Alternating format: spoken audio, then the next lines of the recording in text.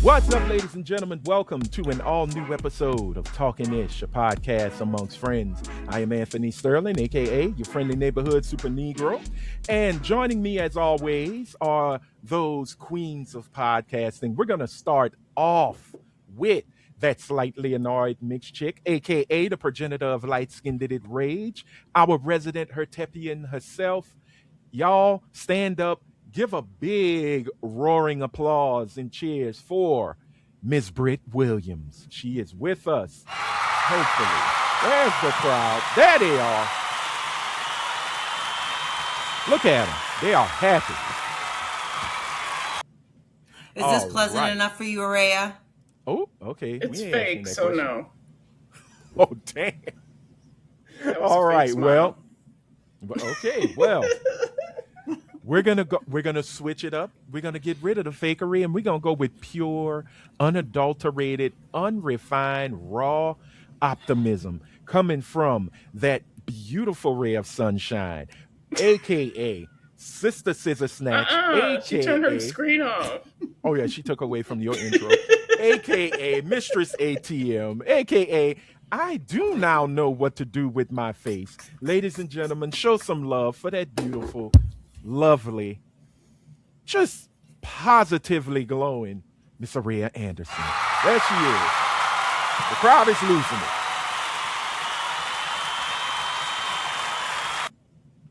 I have a question for Miss Araya Anderson. Don't you say consistently, I don't know what to do with my face, to the point where Anthony now calls you Miss I don't know what to do with my face? So how can you not know what to do with your face, but no one's ever told you to fix your face?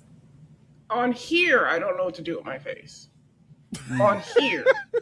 In corporate America, I'm smiling, jiving Negro. Because I need to keep my job. Okay. Rhea said straight up, I am that.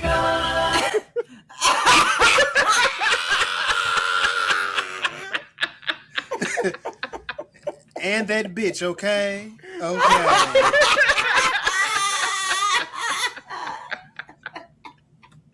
Rhea said, don't play me. I know how to play them games. Okay? White folks are good. Okay? This is bad. Okay? I am so fake and phony at work. I don't give a shit. Exactly. I mean, look, you got to do what you got to do to pay the bills. Okay? Some people strip. Other people just fake it. I mean, it is what it is. You fake the engagement. I ain't selling no ass. Yeah. A friend of mine told me a good one. The UFC, and it's not the Ultimate Fighting Championship crap. It is the University of Fake Conversation. That's the school you have to go to either when you go to work. Oh, Brie. I have literally, someone is talking to me and I get bored and I didn't realize it and I turned and I walked away while their mouth was still and sound was coming out. Oh, you see? I can keep a job. Girl, I bet you they cut you the paycheck. I know it. I know they just docking her every time. Like, yeah, let's just go ahead. Take 2% every time she comes off with that ugly face. Not facially looking, but just that. I know what you meant. No, they clowning you, girl. Stop it.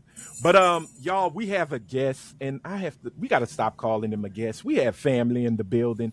Our cousin in pod is back with us. It's been a minute, but they've been celebrating all kind of accolades, like getting over 1,000 viewers nowadays. Just out here, letting the world know that if you're watching Nemesis, you are watching Heat for niggas. That's what it is.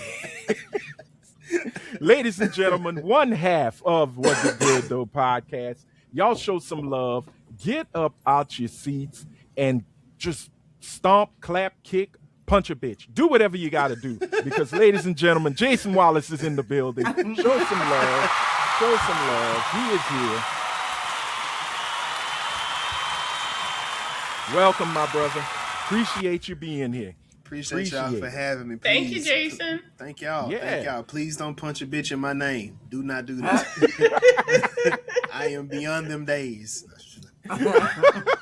Nah, I'm not saying the bitch is a female. It could be a dude. Anybody can be a bitch. Anybody can be a bitch. 100%. Yeah. 100%. Just don't do it in my name, though. You know, don't tie me I out. do it He's for like, Jay. I don't care if it's a man, a woman, I don't give a fuck. Not in my name. Just not in my name. My name is over there, and you are over here. And sir, why did you punch said bitch? Jason showed me. Oh, that nigga, him, he did it. It's all about him. But no, thank you so much for joining us. His sister, Jazz, they're not blood related, but you know us black folk, you know everybody related to somebody. She could not be with us because she is being a good, outstanding Christian woman, doing Christian type things. Mm-hmm.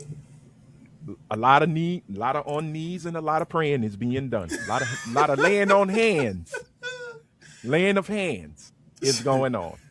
You know, but I'm hoping she's having a wonderful time in her home state, being with family and just having a ball. And last but not least, don't y'all fret, Miss Coretta with the Beretta, aka Patty Two Pistols. She is still here in spirit, telling us we ain't shit. But hopefully soon she'll be done with her assignment and she will be joining us soon. So to Helene, we love you and we missed you. I mean, me and Rhea do. You know, Britt can't stand your ass. You know, you know that. So I'm really starting to miss for when she come back because I know the first thing she's gonna do is curse Britt. So I'm breeding it. I'm making it happen. I'm dealing with the fates. But anyway, hey, once again, thank y'all for checking us out. We are going to go straight into our viewer comments. Well, yeah, let's go ahead into the viewer comments because we do have one. The 8.5 has come back to talk to us, y'all. She found us worthy. Brianni is back in the building. She said, you know what? They need me. And yes, we do. Because she left us a nice little comment from last week's episode. And I do want to say, I think we're being shadow banned right now. Because certain words you can't be saying, Britt. Certain words you can't be saying. So we are being shadow banned. And you know what? It's okay. If my mouth doesn't say it, my face, yes. But you don't know what your face say. Is what you Somebody at work gave that to her, guys. Somebody at work gave that to her. We know. Wait, they're just like, what does here, girl. that mean? Don't take it as a compliment, but here. It is a compliment. They also gave me this. Oh my God. Oh. I agree with that. I agree with that one. Wait. So why does it have the little white power symbol? Does it? Oh, yes, it does. You know why? Because it's infiltrated. probably made by white people, and this means okay to a lot of white people. It got co-opted by white power. So if they're older white people, I'm joking. I was like, obviously, is it a white power symbol? I thought that was the noops. But it's pointed okay. down. When they do it, you point it down. You're not holding it up. Like this? You're putting it down below for someone to see very small. You're not doing it loud.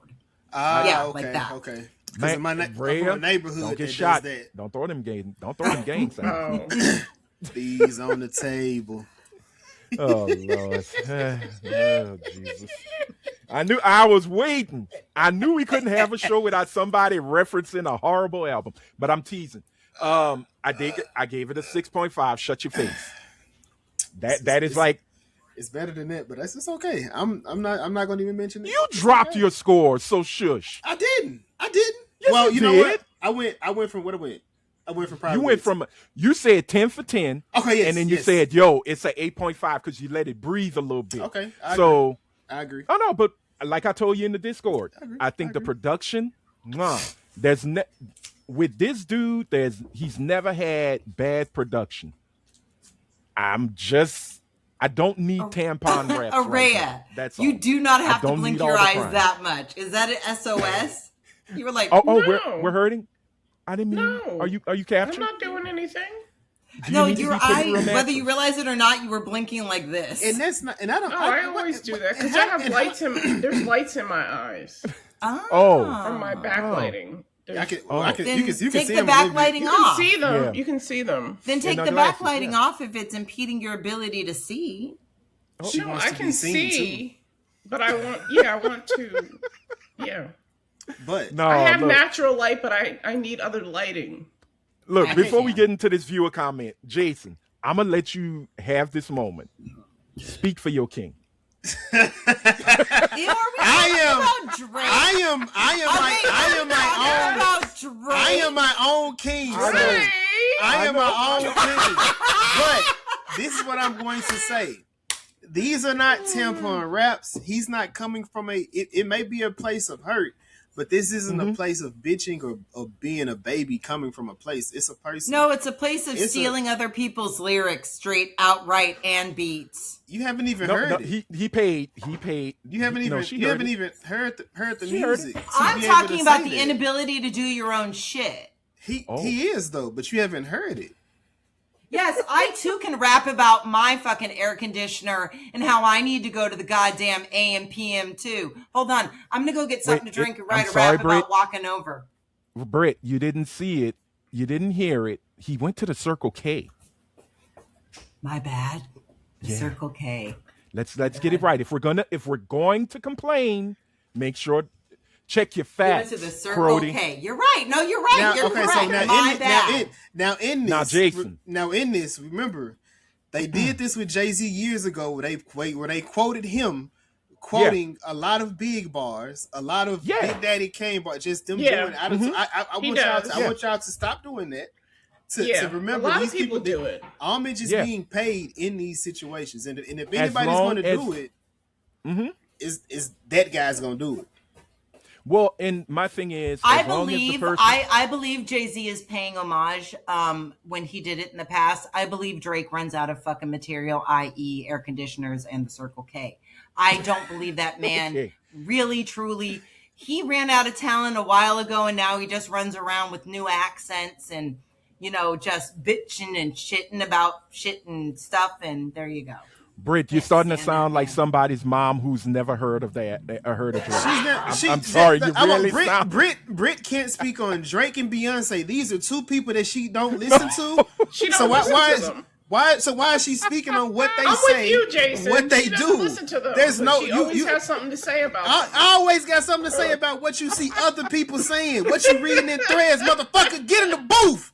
Go do something. She's not a This rapper, is what I have to say about Beyonce and Araya. I'm actually a little hurt. I will acknowledge the fact that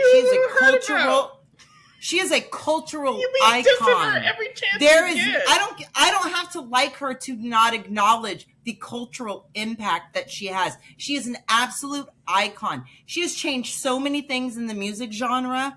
I don't have to like her to be real about it.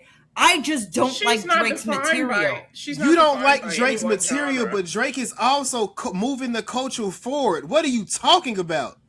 I'm sorry, Aubrey's done nothing for me. Nothing for you because you don't listen to it and you don't know. Look, I'm gonna say this. And Aubrey. This wasn't supposed to be a Drake section. It wasn't, but I said it wasn't supposed to be that. You quoted. You brought it to the table. Let's quote the number one song in the motherfucking country. Shut the fuck up, Janice. Shut the fuck up. Are you mad with Joe Budden too? Let it go. Let it go. Why are you so mad? Why? But I will say this though. Before we get into the viewer comments, I did say we was gonna have a little bit of idle chatter. Look, let's go ahead and congratulate him. Let's congratulate him on what he's done. That I'm not congratulating that. Don't hate now. Did I hate? Yeah, doesn't he have like 27 songs on the Did you know 43? Wait a second. Do you know that he has had the longest running number one hit between him and Kendrick Lamar? Drake has had the longest running hit. Yeah, but also I was going to congratulate him on having number one status. He beat Jay-Z having the most number one rap albums, which congratulations to him. And he beats the legend, the icon.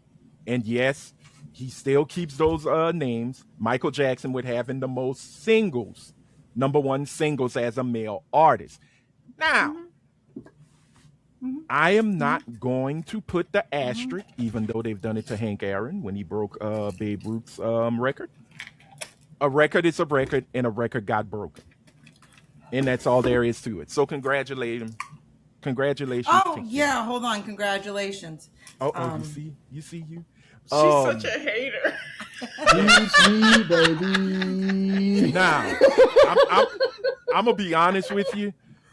If there's got to be a number one song, I don't know if that should have been it, but I'm quiet on that. Hey, whatever. What is the number one song? I don't know. Janice STFU. That's why I'm not saying anything, because I haven't listened to it, so I'm keeping my opinion to myself. If you listen to the radio and you hear him sound like I'm just gonna say what it is when he makes that noise, a retarded roadrunner. He does it. I don't even know. I just know he made some little pot shots at Jay-Z. The whole song is supposed to be about Joe Budden, because Joe Budden was hilarious when he said, "Yeah, nigga, I guess I am Janice," and I'm like, bruh, don't feed into the animal. Don't feed the animal. But that's what him and Drake has this relationship that's been going on for over 15 years at this point. That's just what they do.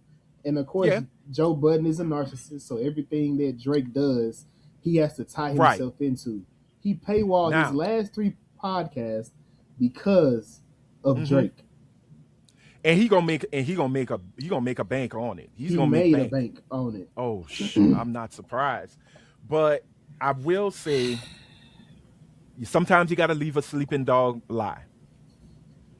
And there was no need, in my opinion, after listening to Iceman, because I'm still going to say Iceman is the album that you promoted the most, so that's the album everyone should focus on. The other 2 are side projects. If you play video games, you do GTA, you either do the main story or you go and pick up a hooker and rob her for the money. It's up to you. Side quest. I do think why do hookers have to be robbed? Because it's in the game. In but GTA? you rob regular people. Yeah. Yeah, but why can't you rob regular people? Why you got to rob a hooker? She already got a shitty job. I mean, she chose that job. Money. That's a choice. The life. It's the life. GTA 6 is coming. I'm going to sit here and I'm going to let y'all talk about, because what he we just had to hear said, about your face. You can hear about digital NPC prostitution. No. He's saying hookers chose that job. That's what he's telling me. In the game. Hookers on the game, Britt. On the game, Britt, not in life. Oh, okay. I've never played the game. Oh, okay, we're going to leave it there. She do a whole bunch talking about shit she don't know about. Anthony, back to you. Yeah. Oh, no. Like I told... That's why I shut up, Jason, because I realized I didn't know what I was talking about. Okay.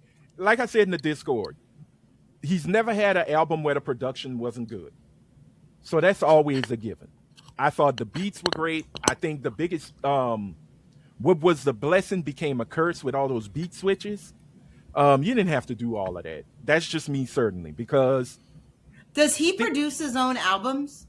Well, he's got producers. Who executive produced this one? It wasn't 40, was it? No, it was him. It was him. And 40. It was him. Okay, because 40 really only did 2 tracks on here on Iceman, right? Everybody else was other folks. It was different other Conductor, other producers. Overcast, Pilo. Shout out to the Bay Area, Pilo and Overcast. Pilo, really? Oh. Girl, he Filipino. You knew he was gonna get on the Drake song. Stop Too hard for the fucking radio. Now, Pilo has one hit. This is my problem. This is my problem. Now he got one hit there. What tell you? Nigga, she's going to find anything to shit on somebody. That's, you know what I'm saying? Now, you are the problem. It's not him. I will say. He cannot ride on a West Coast bop. That is just me. That is not because I'm not a fan of Drake.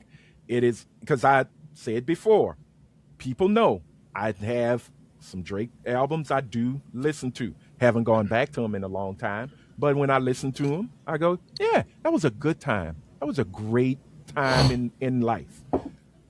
But to hear him on a Bay Area bop, and trying to talk about he smacks. I laugh. You think the Bay is not fucking pissed off about that shit? Yuckmouth is not happy. No, you're right. Went off. They okay. Well, you know what? You're right. Okay. I don't live there, and you do. But they okay. Mr. Fab right. and when was the last time you were in the Bay, it's been a Jason? couple of years. It's been a couple a couple years ago. You know the last time I was in the Bay? Oh, right now. Yeah, she from there. You don't know a fucking single Drake song telling me what the Bay likes. Shut the fuck up. Why do I have to know a Drake song to know what the Bay likes? Because who in the Bay are you hanging with? Her dog. Running white people off the road talking about they don't like Drake music. What? Now, speaking of white folk, the whole line, which we knew was for Kendrick, you know, the white guilt line, I bust out laughing. I'm like, dude, most of your fan base is white as well, so take a look in the mirror. The lines about but he hardcore though. That doesn't negate. That doesn't negate what he said was real. Oh, he hardcore as fuck though, right? Because it ain't real. Because why ain't it? Dude, Kendrick been a conscious rapper. White folks came to him. He didn't go to white folks. Thank you. But wait. But that's because Kendrick's a prophet of God. White people are drawn to hip hop and rap and always have been. Yes. 3 6 Mafia, Memphis. Yes. But it was a whole bunch of white people in the mosh pit. But these niggas were talking about hood shit, nigga shit. And white people had to that white boy Aubrey? No. Stop, Brit. See, Brit. My thing is that if you're going to throw this whole, they only listen to you because it's white guilt and that makes you smile. Please read the lyric. They only listen to you. Why? Because they have what? White guilt. I ain't quoting no rappers today. Oh, we don't quote. Okay, so we're gonna leave it out. Also, the LeBron stuff. The LeBron stuff was funny. I did like the 23andMe line with the DNA. I thought that was a nice scheme. But, nigga, you know you're talking about your best friend, right? And I'm not talking about LeBron on how they switching teams. Because your best friend is one Kevin Durant. Mr. I don't know what to do with a brush. And all Kevin Durant do now is a journeyman to other teams. Hey, Anthony, I don't like how you doing this. Because in any situation a lot of stuff you be talking about, you can always apply Brit to what you be saying. But we excuse her because she's on the podcast. I'm just saying. About? What? I'm saying because what Anthony is doing is I've been talking shit about Drake, not you. I know. But this is about me. This is what we doing. Anthony he's pointing out the bars that Drake's saying, and now he's saying his fallacies in it because he. I'm not saying fallacies. I say it's funny because he has other people that there's other people around. Yeah, that do the same shit. But the issue isn't. What he's doing because we still cool, and I don't have an issue with that. It's the way you and I. How am I involved in this at all, Britt? This is what you're doing. This is what I need you to be. You brought my name into it. I was playing my fucking game. You said I was making shit for Britt, but you let it go. I was making a point. So what's the point? What is it that he lets go of? Okay, so this is my. Okay, let me land the plane for you. Drake and LeBron came into the rap. LeBron was in the league before Drake was known. Long before Drake. Before he was known. But as Drake became 2003. But as Drake became I thought it was in the 02. My bad. It was 03, him and Carmelo. Him and Carmelo and Wade. Sorry. But as they come into the league, Drake then is partnered with that first documentary that had something to do with LeBron. And ever since then... Oh, the one with Nike. Yes, the one with Nike. More Beyond the Game or something like that. I know what you're talking about. So ever since then, they've been attached. Because he did I'm sorry, I don't mean to keep cutting you. He did a song on the soundtrack. Yes, with him, Eminem, Kanye West. Yes, that's what I'm saying. So they had been cool on the since NBA 2K14. So they had been cool since then. So that was 2009. So whatever happened between them, whatever happened, it happened between them. Now, if this was somebody I was supposed to have been cool with, I thought I was cool with. After Pusha T, who did he go to? He went on the show, The Shop, and I hate that interview. That was shit a bad look. That shit lives on forever. But I'm just saying, he ran to LeBron based on everything. Him and LeBron going. Gave him the spot. He gave him the spot. He did an interview, something that Drake never does. Does an interview for people to see him talk. He got out and doing this different talking. So whatever happened between them two, based on what it sounded like in this album, he's hurt behind whatever LeBron did, however LeBron went about it. But in that, he's also, it feels as if he's keeping whatever really happened. He's keeping it to himself. He's not putting that information out there. Whatever that scenario is. No longer invested. What? No, but what he and this again is he kind of shot himself in the foot when he kept talking about LeBron's image in that. What was it? What did I miss? Was it What Did I Miss or the Fighting Irish freestyle where he was saying, you know, I could tarnish you. Basically, I can tarnish your image. But I'm refuse. I'm just not going to some crazy stuff. I think that's a Fighting Irish. Okay. Just Fighting Irish. But again, with Iceman, I don't think he good on. He is not good on Bay Area nor West Coast style beats. Period. Man, he killed that. The first half of that song was good, Anthony. You're not gonna do not the second half. I could have gone without the beat switch. The first half was more of a Drake. The way he rocked, because the way he just fits he in those spots, the way he rides the beat. Now, again, that's why I went from a 10 to an 8.5, because some of the beat switches unnecessary. And y'all, we're gonna get to viewer comments. Trust me, we having the music off. But no, like I said, there's pieces where he loses the focus, and when you lose the focus, you lose me. And the beat switches, and then he wanted to try to sound like Mac Dre. And try to talk about, I'll show you how to do it, little boy. I'm like, Nick, no, don't do that. That's just him kicking this little shit, man. You gotta let people have fun. I mean, they are iconic rappers that he is trying to we understand, not emulate so much. And that's okay. Because you know what? You're right. Because I have no idea who these people are. Because we doing this. No, you're right. Kendrick dropped GNX. Kendrick ain't never sounded like GNX ever. Name the songs where he sounded like GNX prior to. So that doesn't matter. You can emulate or make whatever it is. Well, mixtape Kendrick is GNX. Before when you go what mixtape you talking about?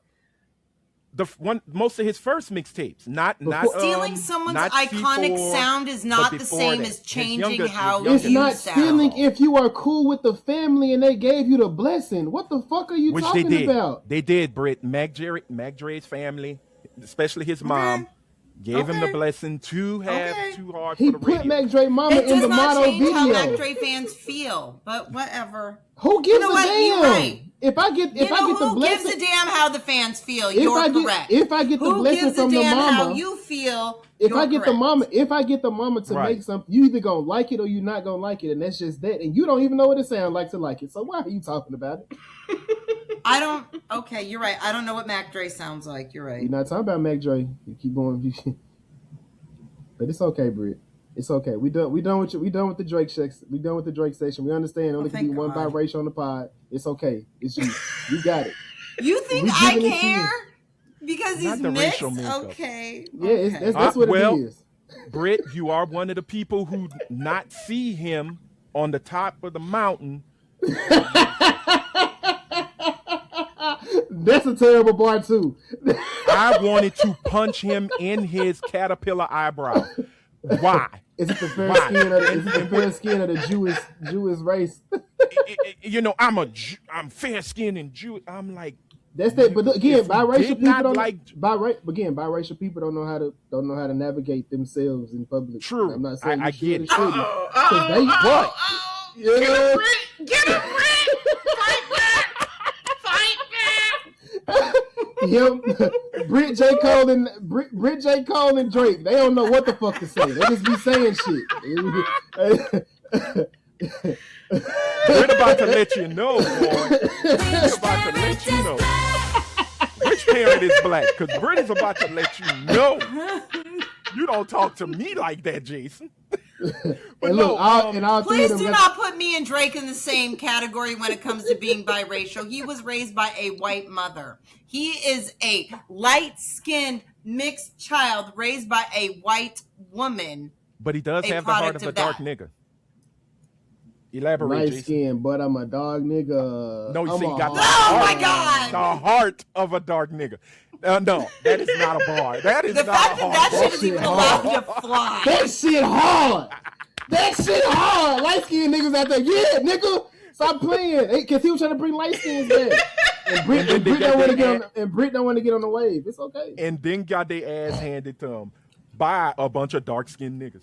But and I'm very happy about that. What I will say though, can't win them all. Jay-Z didn't win. No, I don't like Jay-Z. I mean, I like Jay-Z, but I don't love Jay-Z. I like Jay-Z. Speaking of Jay-Z, I will say that whole Jig is Up line on Janice STFU. I'm like, okay, I see where y'all could say he's really talking to Jay. Jay retorted. He answered. I thought it was dope as hell. It's a nice back and forth between them, though. It's been going on for 10 years. Yeah. It is what it is. Yeah. And I just want to hear new music from Jay. I want to see, I don't want to hear bars about Drake and the new Jay-Z album. He said what he had to say in the freestyle. I'd like to hear, I want to hear some corporate bars there, Jay. I'm not a hookah smoker, so I can't relate to Drake as much as I would say his mixtapes into Nothing Was the Same. I really enjoyed what he was bringing. I said, okay, this is a different. Go ahead. So this is my last comment, right? If you have ever shut up, Rhea.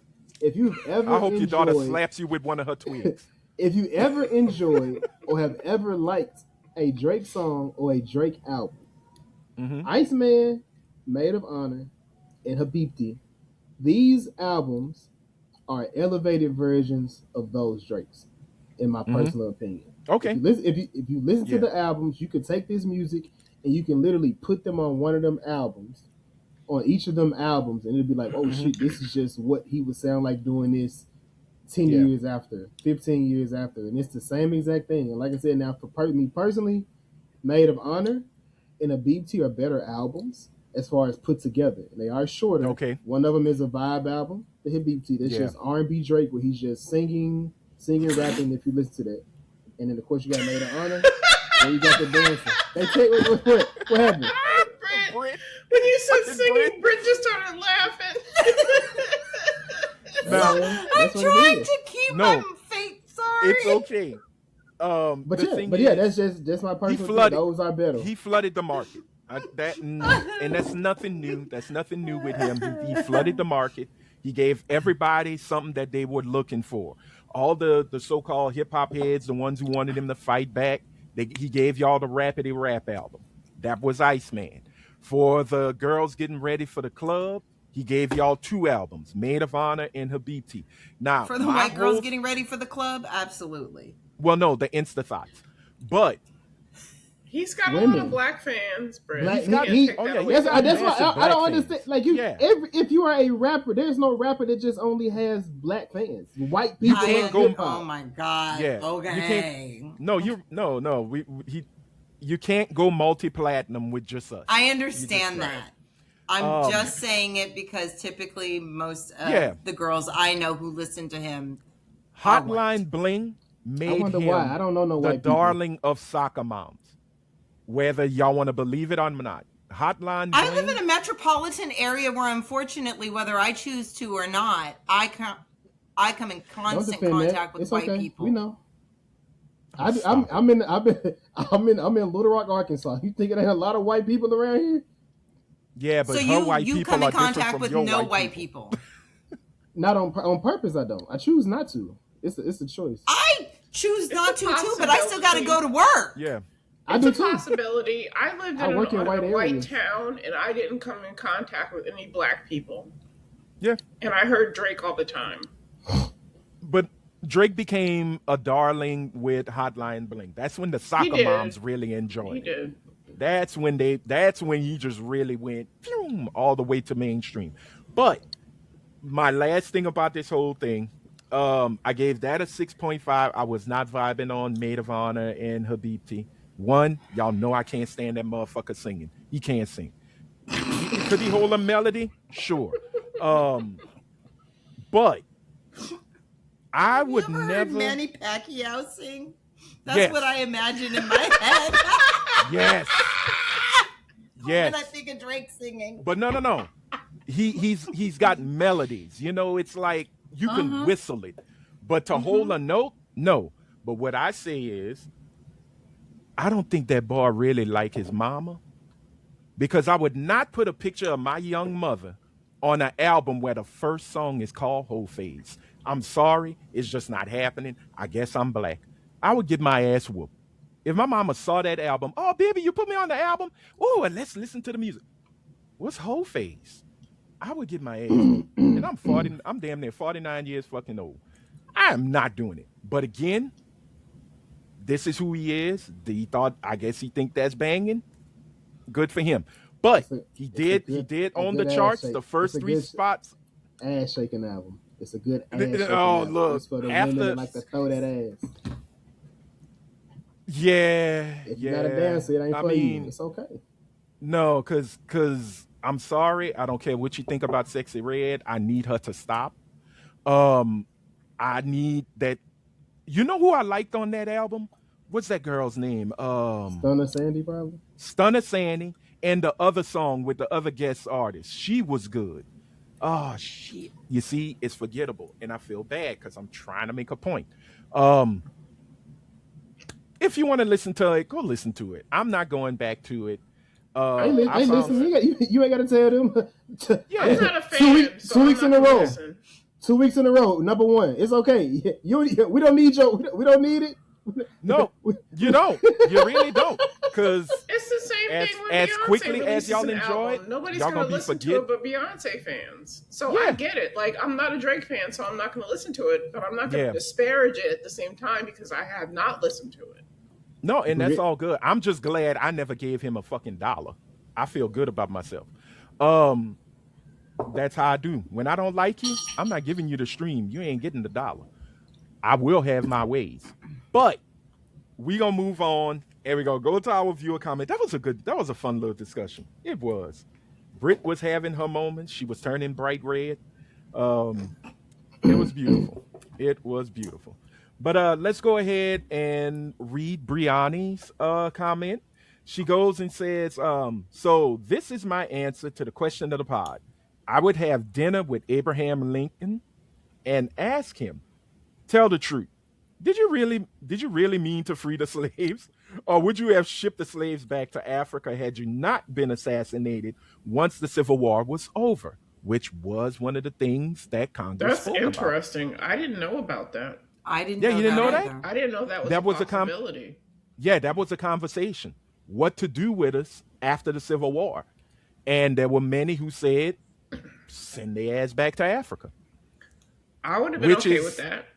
Yeah, which is why we have Liberia. Liberia was, but the sad thing, if you read about Liberia's history, it's pretty sad. Right. It's kind of cool, but they acted sad, like colonizers. Exactly.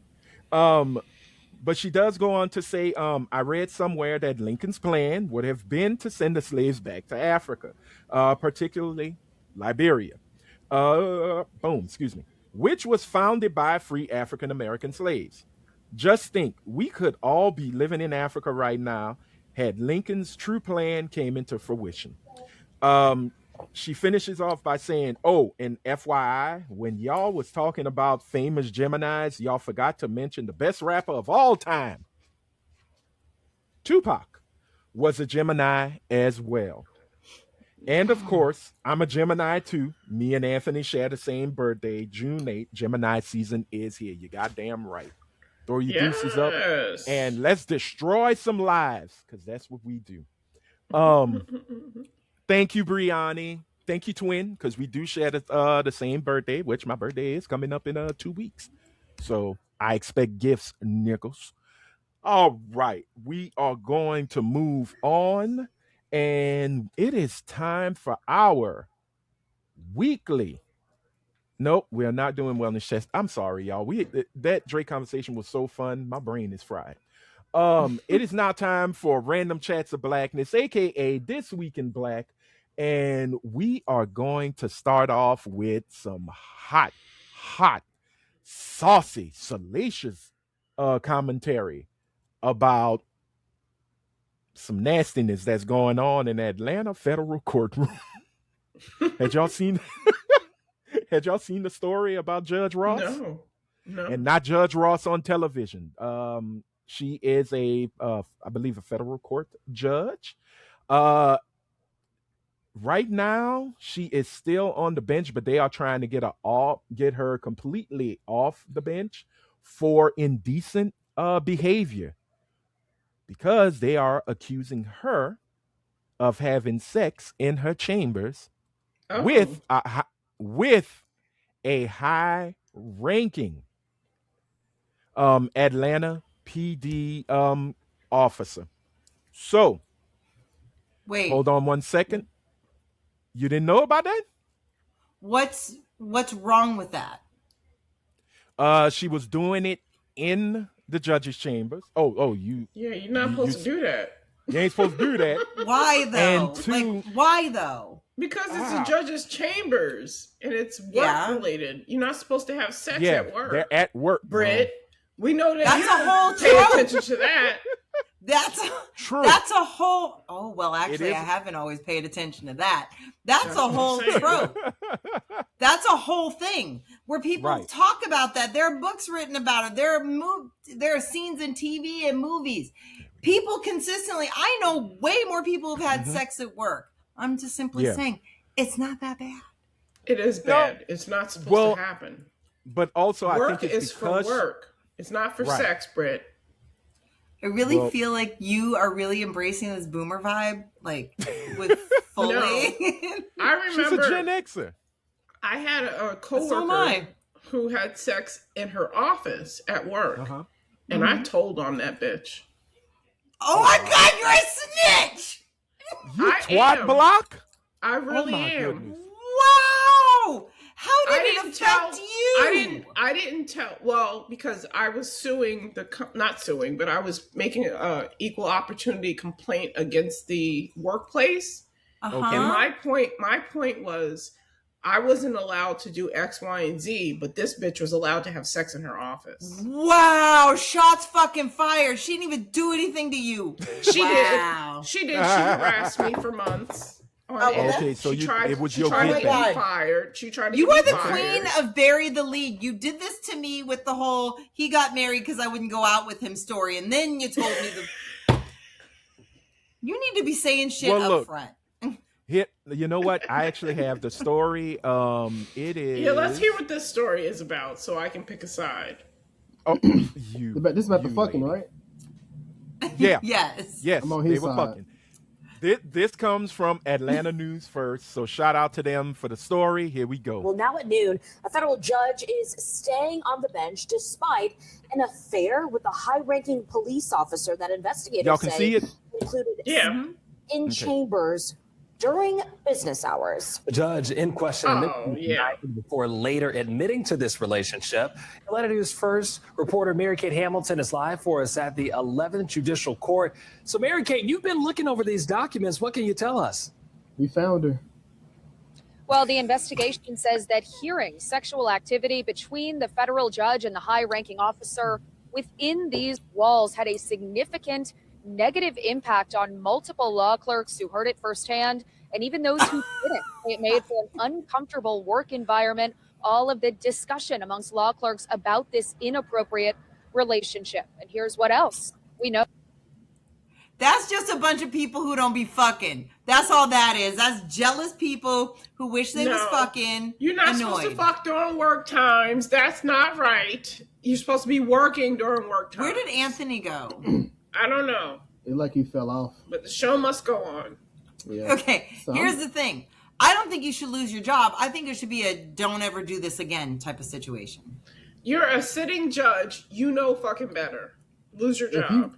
If you was fucking on any other job, you would definitely lose your job if you got caught. I don't think you should lose your job if you get caught fucking at work. Why, Brett? Why do you feel this way, Brett? So you should get fired at work for using your cell phone but not fucking on a job? First of all, I haven't worked in a job where you could get fired for using your cell phone in about 15 years. So I don't know. I didn't even know that was still a thing. That's you, Britt. Right, and I just said I didn't know. I didn't know it was still a thing, so I'm admitting I didn't know that. You didn't know that you can't fuck at a job? No, the cell phone thing. What? No. But her point is, you know that, but you do know you can't fuck on the job too, right? During business hours? And you don't own the job. Right. You are a part of the job. You're not supposed to, but people that's sworn in to an office. Look, she spends most of her time at work. Britt is saying she punched out for lunch. She can do whatever she wants on her break. That's what Britt's saying. I'm just saying. But she makes the people uncomfortable. I heard that if she was loud and people heard her, like, yo, don't do that. It's just not. It should be so. It should be to the point where nobody actually knows it's happening. Now, if people know it's happening, then stop it. If you're not slick, then stop. You should be penalized. Be slick. No, just don't do it again. No. You're talking about breaking the rules. So what should you be fired for? What should you be fired for then, Britt? Right. Like, what do you think you should be fired for as a judge? Sexual harassment. That is sexual harassment. Hearing other people have sex offends you. That is sexual harassment. No. I said the fact that we can hear them is wrong. You should not. No one should have to hear you. I'm just simply saying keep it quiet so nobody even knows it's going on. So quiet. This is never a discussion because nobody actually knows it's happening. But they did know it was happening. So yes, the facts of the case. That's why it's a problem. The case is that they and didn't I know agree that with that. Happening. I said I didn't know people were hearing her. I thought it was just people found out one day. If people are hearing this going on, then yes, she should be removed. Absolutely. Yeah, and also I think with it being a high-ranking police official, it might come back. Well, I mean, it could come back to bite. Look at what happened with Fonnie Willis and the Trump lawsuit in Georgia. Excuse me. Then maybe people need to have shorter working hours so they can fuck other places. Because if you're working, they were married. They were fucking where they had First of all, if you want to fuck somebody, I was going to ask that too. If you want to fuck somebody at your job, that's your business. I'm not mad at it. But find a place off campus after work hours to fuck said person. You're banging. If you're on lunch, you are not on work hours. If you're still on the campus, that's part of work hours. I agree. Leave the campus. Go to somebody else's campus. Working. Somebody else. Go to somebody else's campus. My broke ass used to get hotels for my little hoes. Go buy a hotel. You a judge. Britt is trying to justify her bad behavior. That's all she's doing. That is wild. Go fuck in a shed. Shit. People have more sense than that, Britt. Don't take that advice. Please don't go in no shed. Don't do what. And at least she been knowing this man for 2 years. You knew that man for 2 minutes. You just said hello, and that was it. Yeah, hello, sir. Oh wow! But you know what? It's a good story. It's always about the story. Britt does it for the story. Oh God! Always. Yeah, but don't do that. Y'all don't take Britt's advice. I beg. Have you ever seen Promising Young Woman? Yes, it's one of my favorite movies. I absolutely love that movie. I love the fact that even in her death, she took care of business. That's all I got to say. Stay out of sheds, Britt. Look, that movie is a love song to wrong What's it women. called? Promising Young Woman. You know how many times I've told you to watch that, Araya? Oh. You notice how many times she had not listened and wanted and didn't watch it? You see? Until right now, because Jason said so. Because a man said so. You go check out our review. You ain't got to watch the movie. I got 30 minutes right there. Oh my God, I saw Scream 7. Yo. Talk to Jazz. Text Jazz. Oh, we did. We were texting. I was like, what the fuck? It's on Peacock. I don't have Peacock, so. Yes, right, you do. I'm just testing some. Y'all keep talking. I'm just testing. It's cool. We gonna kill it and try to get this thing back. Oh, well, I guess it didn't work. Okay, it kind of worked. Nah, I'm in the big picture. Go crazy. Oh, well. But yeah, I don't know where to go with that situation. They've asked her to step down. She has refused. So we will Would you? see. Would I? Yeah, would you step down because you got caught fucking? No. Nick, I tried. I'd be proud of it. I tried to wait till I extend got my. fired. I tried to extend my relationship and I got caught fucking somebody else. Job. Right. And again, we don't know how it would affect cases. That's the thing too. That's another problem because it is conflicts of interest and it could cause some Did issues. they take some cases and smack them off the desk so they can get fucked on the desk? That's what I would like to know. Oh man, I don't know. So that means anything that he may have been involved with could be. Yeah. Right.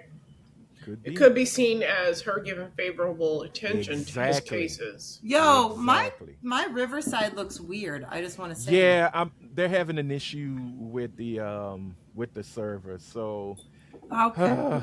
I don't know. We're just gonna ride it out. We'll see where everybody's in a straight line, vertical line, and then there's a blank screen to the left. Yeah. For me, the blank screen is 90% of what I'm looking at, and you guys are a tiny little strip. Yeah, I can't change that because I share. No, that's okay. That's all right. Just bear with us. Just bear with Riverside because I got the thing where it said we're having an issue with our servers. So I'm like, oh god, here we go again. These things happen. It's okay, Riverside. Yeah. Don't feel bad about yourself. No one's gonna fire you like you had sex on the job. Oh. That's probably what's going on right now. IT might be having an orgy in the server room. Mm-hmm. No nasty bitches. But because my whole board is down. Yeah. Oh well. We'll continue and we're gonna keep on because our next little old topic of conversation is I wish I still had my wheel of topics. We've all seen or not seen the Kevin Hart roast, right? We talked about it, last episode? I didn't watch it. Okay. I decided I wasn't going to watch it. I watched it last night. Oh, okay. Well, I knew it was coming. Kevin Hart did the PR tour for it. Had to pretty much defend. That I saw. Okay. That I saw him explain that shit away with some bullshit responses. Yeah. It was me. He was on The Breakfast Club. I mean, that's the place where most black celebrities go to kind of clear the air. He spoke with Charlamagne, DJ Envy, Lauren LaRosa, and I can never remember that other. It was just Jess them. Hilarious. It was just them. It was just them two. Oh, Jess wasn't there?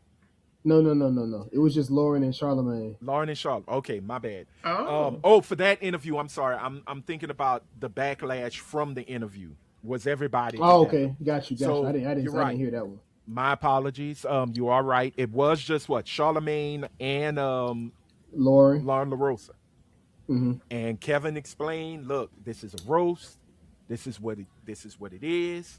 He kind of No, he didn't apologize. There was no. No, he didn't. Not even slightly. At the end, he did. He said he was going to apologize. You have to listen to the whole 90 minutes. You have to listen to the whole 90 minutes to get to it. Okay. Well, the 17 that they allowed on YouTube, it was more of, okay, look. I didn't tell the joke. Yeah, I didn't tell it. Why y'all on me? Tony said it. And okay. He did the film. I just think he's not cancelable. Cancelable. Whatever he the can't word be is. canceled is what you want to say. He can't be canceled. That's what I'm saying. So but that's what he's worried about. That's why he's saying what he's saying, because it really, everything he was saying when he was talking, it was kind of like not a word salad so much, but more like a desperate attempt to justify something that he knows he's getting more backlash than he thinks he deserves for. Honestly, when the Rock was flirting with his wife, I got it wrong. I thought he told the joke. Oh. Fucking Kevin, shut that shit down. He could have shut down Tony if he didn't like the joke. He chose not to. He didn't care. I disagree with that, but you didn't watch it, so. So wait, he didn't say anything when The Rock was flirting with his wife. I was incorrect. That's not what I'm saying. You didn't watch. I know. I'm asking a question. You can't use that though, because Tony's joke, the racist joke that Tony dropped, was the last thing he said as he walked off. So there was no way for him to stop Tony from saying what he said. No, he could have been like, "Yo, that wasn't cool." He could have said something because that joke was not fucking cool. He did at the end. He did. He got him. Right. But in the moment, his response was, "There's nothing I can do. It's live." His response was, "This was at the end." He told it, and as he walked off, there was nothing I could say. That wasn't his excuse. You're giving him an excuse why. His excuse was, it was live. There was nothing I could do. You can't stop a live production. Yes, I watched that video of him explaining it. Yeah, you watched the I'm saying you watched the explainer, but you don't have the context of what actually happened. Right, but your excuse was not his excuse. Oh no, I don't have it. As far as with what was going on, when I watched it, because I was trying to see how bad was it really when you actually go and look at what actually happened. Now, Kill Tony was pretty. His entire set was probably one of the better ones until that last joke. Even Mojo Brooks was like, he was good. He said, why the fuck did he even say that last thing? That was unnecessary when he said it. And like I said, with everything that was being said, if you take that off the table, nothing was actually bad. And yes, at that point, I think anybody was anybody, because everybody had mics at that point, and everybody was speaking, like saying different stuff. And that's when people started laughing or whatever it was. And I think Kevin was like, oh, whoa, but he didn't. Like I said, he didn't really necessarily correct the same thing. And even with like you said, he said something to The Rock, that was still in joking because he was laughing as he said whatever he said to The Rock. I am incorrect. I am absolutely incorrect. As you were speaking, I was thinking about the fact that very often when shit lands on me, I don't actually react to it. It takes me a little while to sit in it and think about it and then start to dissect whether something bothers me. So you know what? Just because he didn't react in the moment doesn't mean the shit didn't bother him. That's all I'm going to say. So I was wrong. I think Cheryl was the only one that really got bothered, because now at the end, when she went up, she went crazy. Oh yeah, she said, I'm so motherfucking glad you said ninja, because you said trigger, figure, anything that rhyme with nigga, we would have been on your ass. We in Inglewood, boy. Don't forget that. Yeah, she went off. Now I will say, the way he did his explanation. Go ahead, Britt. I'm sorry. I was going to say, why do you expect better from him after the fact that he sat there and he said what he said about Puerto Rico? Why would you expect that he wouldn't say some fuck shit on there? They knew what they were getting when they asked him to come on. They knew there was a chance, not 100% chance, but there was still a really fucking good chance he was going to say some fucked up shit. So they knew it. Right. Well, again, if they didn't want fucked up shit, they wouldn't have allowed him on, because they know how he is. Now, they did have teleprompter. There were moments, if I remember right, there was some like, I'm not reading that. You know, some comedians, some people are like, I am not reading that. Move on. Now, the George Floyd joke was the final joke in his set while he was at the podium. What made the Kevin Hart explainer not as good as it should have been was the the back and forth with him and Laura LaRosa. Now, it wasn't nothing ugly. Kevin was I think he was joking. It sounded like he was making a joke. Trying to make light.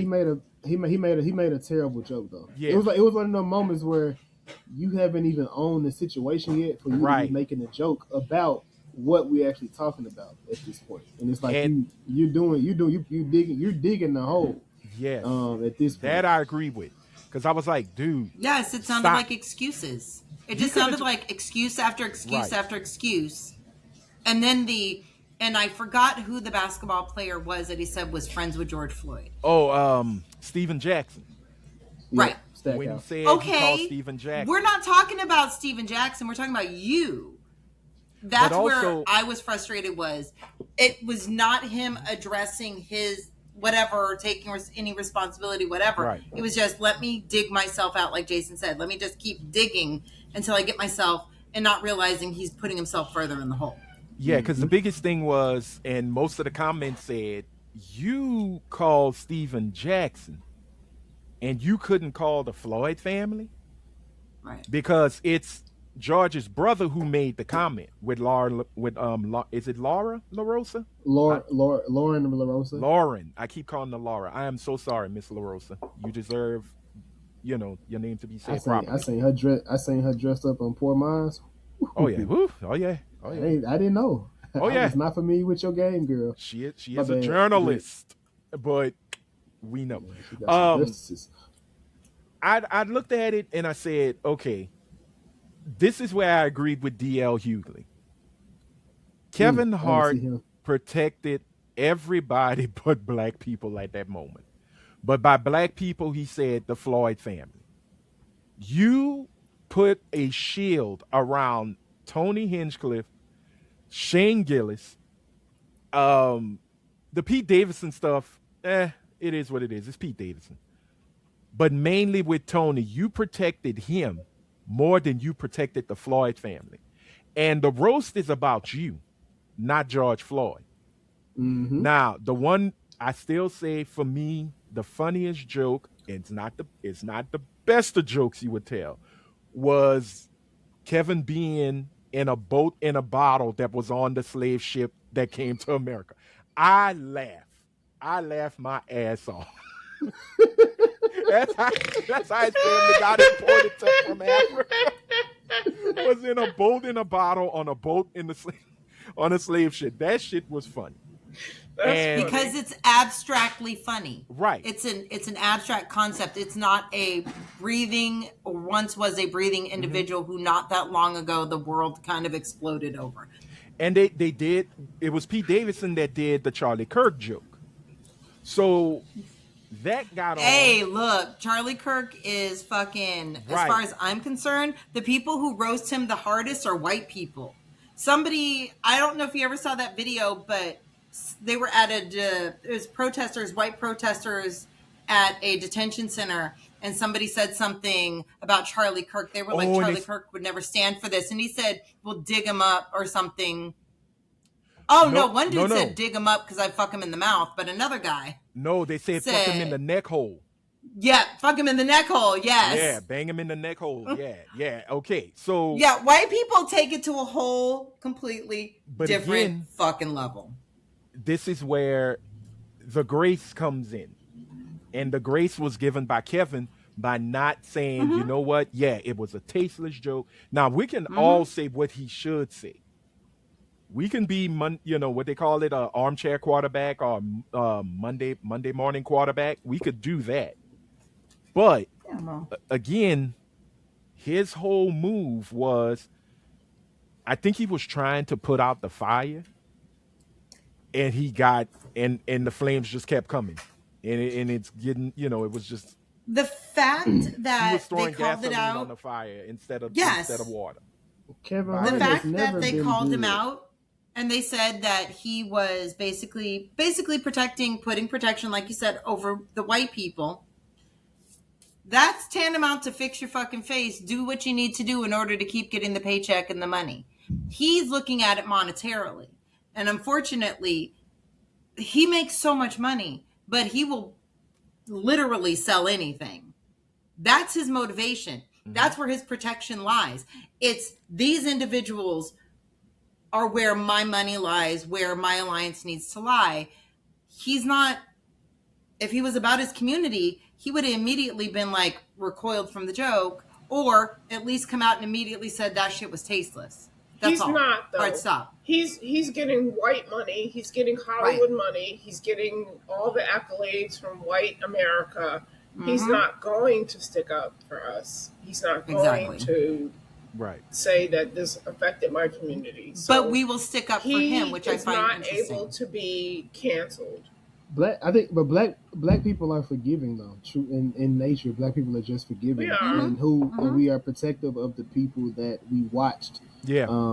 Exceed based on our backs or based on our dollar in that. Now, I'm not, so when it comes to this scenario or this situation, now I do, like I said, as a fan of Kevin, I was disappointed in watching this. because. But I guess the disappointment comes from whenever it comes to controversy, he always mishandles it, because I think it's like he feels as if he knows how to reach the people, he knows how to talk to the people, so he always goes himself and tries to speak. Mm-hmm. There was no point of him going up to Breakfast Club and talk about shit after this, because there's nothing that you can say to fix it if it isn't an apology. But his whole thing was just going, hey, it's da da da da, and like, I get it. It's a production. You don't want to Will Smith it. You don't want to go up there and you don't want to Will Smith a situation when I don't know Tony. I do think intent matters, but I also think he shoots for the shock value in certain things, and not everything he says is not everything he was saying was racist, but out of line. But like I said, that was super out of line, and it should have just been called by somebody. But there was, and yes, it is a Kevin Hart roast, but there was multiple black people up there that could have said, or if anybody was gonna do, anybody could have said or did anything. And at that point, I think it's one of them things that should be reprimanded at that point. Or if on the backside, Kevin should have just apologized or scheduled an apology or whatever it was. He just let it, like I said, let it get too out of hand. But then, like I said, even when it came to Laura and said that you listened to the interview I had with the brother, he said, no, I didn't. And I'm not trying to be disrespectful or nothing. And I'm not going to listen to it. I'm like, wait, how the fuck you say that? Then double down right after you say that, only to at the end say, yes, it is a tasteless show. You could have said that at the very beginning, and then we could have had fun, or you could have went to wherever you wanted to go. But you just dug yourself in the hole for people to say you would do anything. Right. That part for sure. I just want to say that Tony Hinchcliffe is so reprehensible, and they knew this. And I say they knew this because people very often think the only joke that he made during that Trump rally was about Puerto Rico being a floating island of garbage. But he also made jokes about Latinos, Jewish people, and Black Americans. But so bad that the Trump administration stepped away from him. But before that, in 2021, that man actually said, because he got called out for making anti-Chinese jokes to Chinese people, he said comedians should never apologize for any of their jokes. They know he's a problem, yet and still they brought him hoping he would be a problem, because controversy gets more people to pay attention. Not to say that people weren't going to pay attention anyway, but you know what? It's not terrible to get some extra publicity. They knew what they were getting when they put him on there. Kevin knew. Everybody knew he was going to be a fucking problem. I don't understand why they had Shane Gillis host the show if The Rock is right there. Right. Why did they have Shane Gillis host it? They couldn't afford The Rock. They weren't paying Rock money for a hosting gig. Okay. But isn't that his best friend? Wouldn't you do it for your best friend for free? No, I would not. I would. I could do it. No, not you wouldn't. From The Rock. No, you wouldn't. Yes, I would. If they could no, pay he's saying money. No, he's saying I wouldn't. If they were going to give you $20 million for a job, you're not doing it for free. And if you if you are, more power to you, my sister. But no, I'm not. To be honest with you, I like money. I don't love money, and I find it to be really horrible. But for any of you guys, if it was like, look, it's either going to be this white person or it's going to be you, I'm going to be like, it's going to be me. It's not going to be this white motherfucker over there. Even May. Okay. Even if it's for free. You have an asking price. I want what I'm asking for. I'm not doing it for free. Like, for just anybody, yes, but not for you guys. It'll be different. The Rock has a price. It'll be different if this was it'll be different if this was a Kevin Hart beat production. This is a Netflix production. Nah, we tagging their ass for everything you can get from them. No, it's not. It just wouldn't be the same. No, you're absolutely correct. And like we've spoke last time about it when it was really, really big news. This is how these roasts go. At one time, no one was privy of what these celebrity roasts were unless you were a member of the Friars Club, and that was a old institution in Hollywood. That is the origin of the roast. Right, that's where the roast came from, and the jokes in those rooms. Hope and Dean Martin and them. Right, now that was the celebrity roast. That was Dean Martin's production. That was their thing. But before that, they weren't on TV. They were behind closed doors. And you had to be a member of the Friars Club in order to go. So the jokes, as when I was looking at, there was this really great interview with Don Rickles. Yes. I think some years before he died, and they asked him about the celebrity roast. And he's like, the jokes we threw that you saw on television, that was just, that's us just having fun. You go to a roast that's not televised, all of it comes out. They talk about your mistresses. They talk about the things you shouldn't be doing. But the fact that they differentiate tells me that they understand when you invite an audience in, you also invite them in for their criticism and their approval or their lack thereof. When you do it behind closed doors, you don't care. It's just those people in that room. You already know each other. When you allow it out to whomever streams this shit, why would you act surprised, especially considering who the individual was, that there's backlash? You knew there was going to be backlash. And just like Jason said, why would you even do an interview unless you're just going to say sorry? Just let it go. Leave it the fuck alone. Just sit in the uncomfortable until it's gone. Because Array is correct. No one's canceling him. He's a little tiny wonder. Everybody loves his little ass. He's not going anywhere. Yeah, for now. Either own it or walk away from it. Yeah. Well, but don't fumble around in the dark with your dick. Okay. I've never fumbled in the dark with it. I know it. But for me, like when it comes to comedy, I do like edgy jokes, but the edgy joke that you get to, it has to really land. So when you start teetering on those lines, some people are great at it and some people fail at it, and it just all depends on, I don't even know the joke that go in it. He said. He said George Floyd is looking up at this, and I forgot the rest of it. But basically, he said George Floyd is looking up at this, smiling, laughing so hard, saying, "I can't breathe." Beyond the fact that he said George Floyd is in hell, it's not. It wasn't funny. Not at all. That's not funny. But again, I will fight for a comedian's right to say a joke, but if it's not funny, I'm out.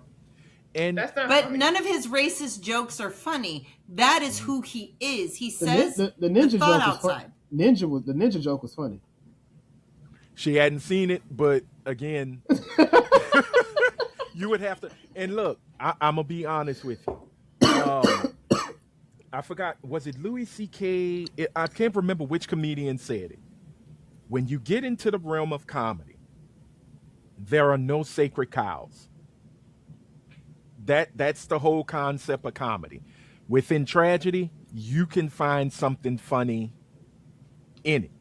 It probably was Louis C.K. because he said the N-word before in his comedy. Wasn't that Louis C.K. and Patrice that was going back and forth about the Jewish and black people, how they know they get to heaven or something like that.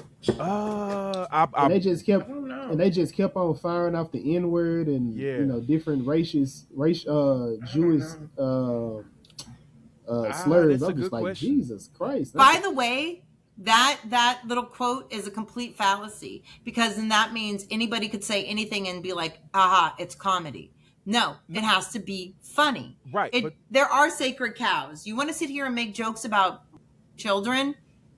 You know what? There are sacred cows. Humans find things untouchable. Right. Whether you in comedy don't. There are some funny jokes about kids. Oh, whoa. There's Did we not just say we were shadow banned? That's why y'all shadow banned right there. There's an episode of, I think it's American Dad or Family Guy, where this little kid keeps trying to get involved in a conversation with adults, and the father goes, "That's why you keep getting molested." That shit was funny. Okay, so as I was saying before we went off them rails, my God. really off them rails, there is a point to where the audience will tell you if it is a sacred cow or not. That's what I was trying to get at before y'all just said, you know what? Don't say y'all. See, I think anything can be funny. Sorry, I think Jason it depends on the context. I think anything can be funny. Well, if my child gets murdered last week, if my child got murdered last week, and you decide to tell a funny joke, and you decide to tell a funny joke about children being murdered, you said anything can be funny. The joke that I gave the example for, in my opinion, was funny. Right. Your child get murdered last week. It's not funny to me. But you said anything can be funny. Yeah, it's subjective. It depends on your opinion. I think when it does come to funny, again, it is subjective because I don't think 100% of anybody laughs at jokes. Right. I think that's why you have people that judge you based on who you like. As a comedian, like, oh, that shit. I mean, okay, cool. It wasn't funny to you, but to me, that is funny. But I can find this funny, and I can find this funny. I like dark humor. That's with anything. Like I love dark humor, but I don't like racism. I'm sorry. To me, if your comedians are Ari Shaffir from the days of The Amazing Races, Ari Shaffir. Is that so? Let me ask you: Are you not funny? Are you funny with black people being racist towards white people though? Black folks are not inherently racist. Yeah, she likes that shit because they can't be racist because it's racial.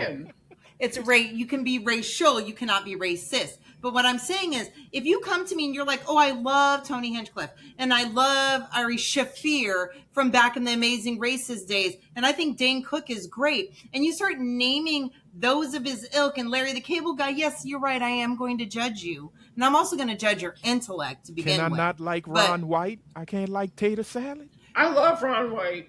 He makes jokes about black people, so no, I don't Ron like him. White? And you know what? Do you know he went to? No, not Ron Tater Salad. Okay. I love Ron Tater Salad. Okay. I meant fucking Larry the Cable Guy. Who's from Boston. Yeah. No, he's not. He's from Nebraska, and he went to private school.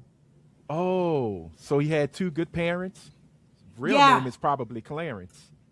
Okay. But no, I will say the best joke that most folks got really pissed off came from one Michael Che, where he told them, if I hear all lives matter one more damn time, I am going to start saying all buildings matter. And we are going to leave it at that. I'm going to make t-shirts. Like Michael Che was on it. When I heard it, I bust out laughing. That shit's funny. But again, a dark situation that he made light. And right, but he's pointing out in that joke the the equivalency of both, where people don't want to see that. Mm-hmm. So it's a very intelligent joke. It's a very smart joke. It's not. I think it's a very smart joke. But if I lived in New York, that joke wouldn't be funny to me. Especially if you live in Manhattan. Yes. If I am a first responder who lived in Manhattan during 9/11, that joke is not funny to me. That's not what he's talking about. He's talking about that's exactly what he's talking about. No, he's utilizing it to say basically white people pretty much fucking go to the mat when it comes to the Twin Towers and how it's separate from everything else. Basically saying those two towers are just as important as every other building out there if y'all don't stop saying all lives matter to negate the concept of Black Lives Matter. I get what he's saying. I get what he's saying. But If I'm a first responder, well, then it goes over their head. Well, it's not about going over their head. It's a triggering effect. Is what Rhea and Jason is saying. It's more of a trigger of, oh, you're making light of this situation that I responded to try to save lives, and all I saw was death. Yeah, I get it. It's just like us with the George Floyd joke. My boss at the time went down to New York City, and he was trying to be a part of the rescue effort, and he has COPD because of it now. Mm-hmm. He's not going to find that funny. Right. My ex went down there to help pull people out. I can guarantee you that asshole would find that funny. Because he's a dark knit. Oh, wow. Because he dated you. He's an asshole. oh damn. About Leo. Anyway, let's put a pin in. You know that individual. Oh, he's an asshole from dating. Yes, that's why I said that asshole. Way back. And he would find that joke hysterical. And he's a first responder.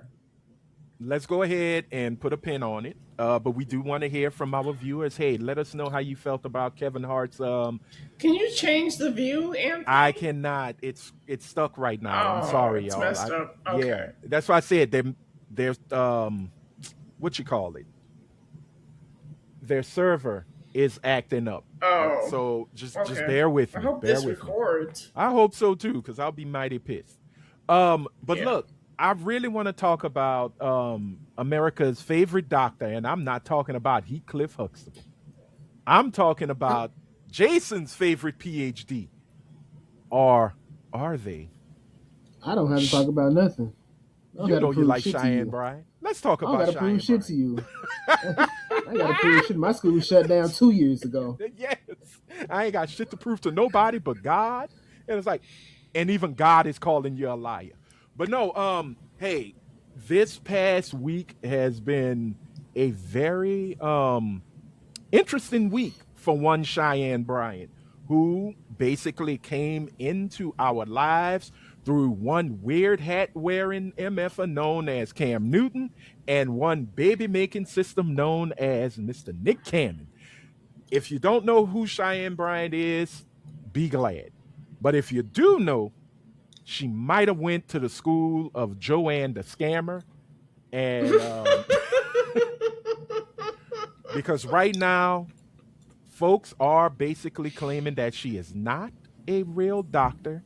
She just plays one on TV. On TV. And on the internet. And I think it really got crazy when Torre joined in the chat. Yes. And that's when things got crazy, but I forgot. He outed her. But you know who started the outing? The man who created the internet, Mr. Joe Budden. Because Joe Budden on his podcast had Cheyenne Bryant on.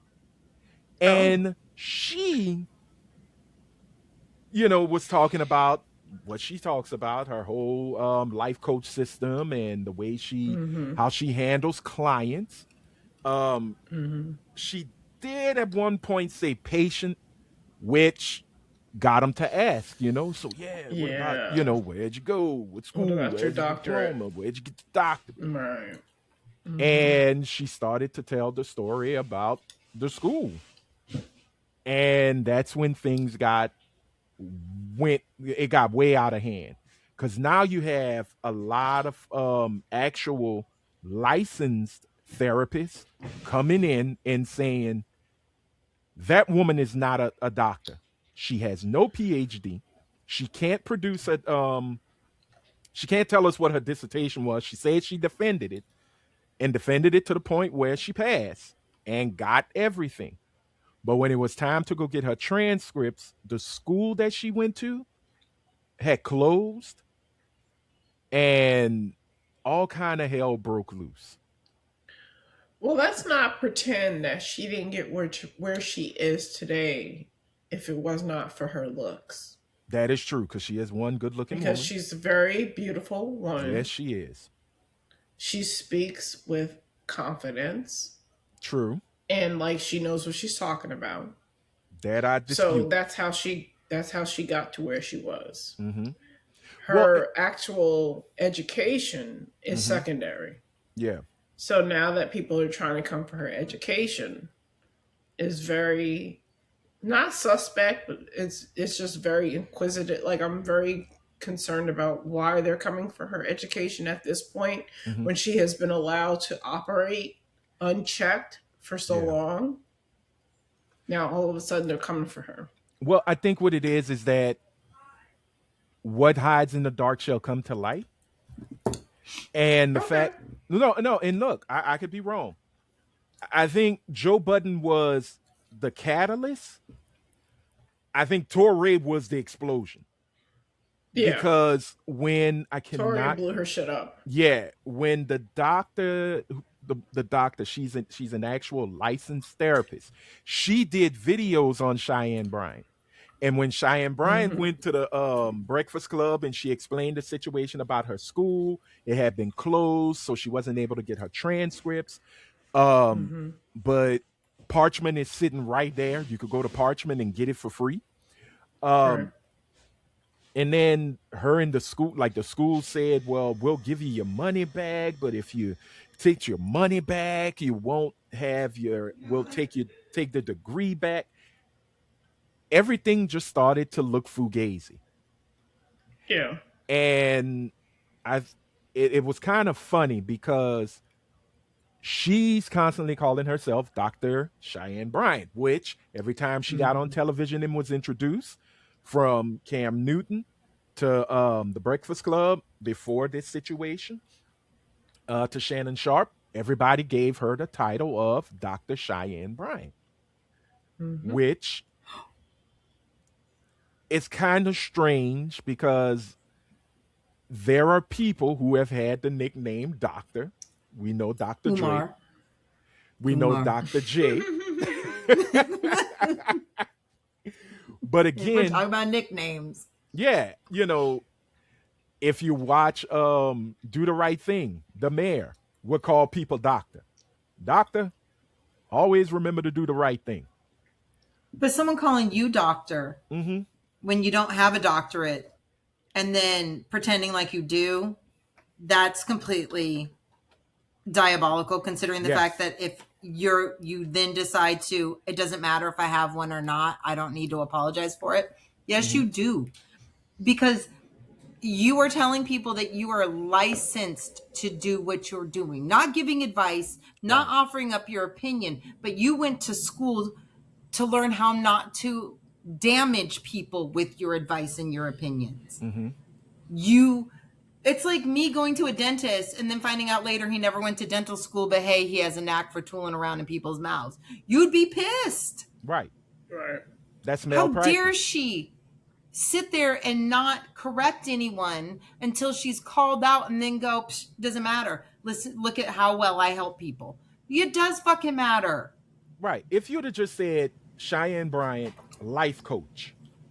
Right. That's fine. You could say I took these classes on how to life coach. They have seminars, all of that. You get a little certificate and this, that, and the other.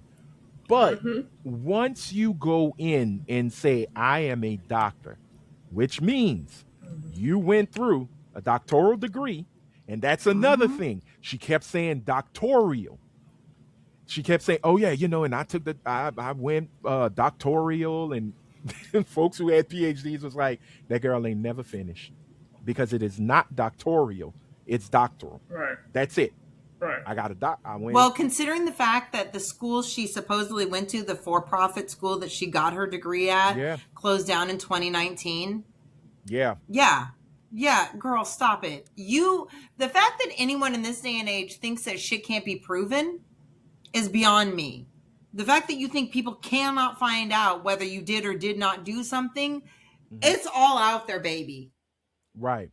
And as a matter of fact, I found a video. I want to play the moment that explosion just happened. And it comes from Torrey. Him and Cheyenne Bryant, they had a streaming show together. And this was at the end of the second season. He came along to be the host. basically to guide the show along because he has that experience. He used to be on MSNBC. He used to do he used to write for Vibe magazine, Rolling Stone, all of that. Torre has the credentials.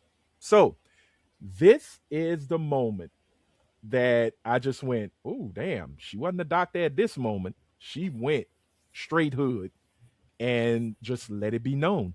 So hopefully this thing will let me share.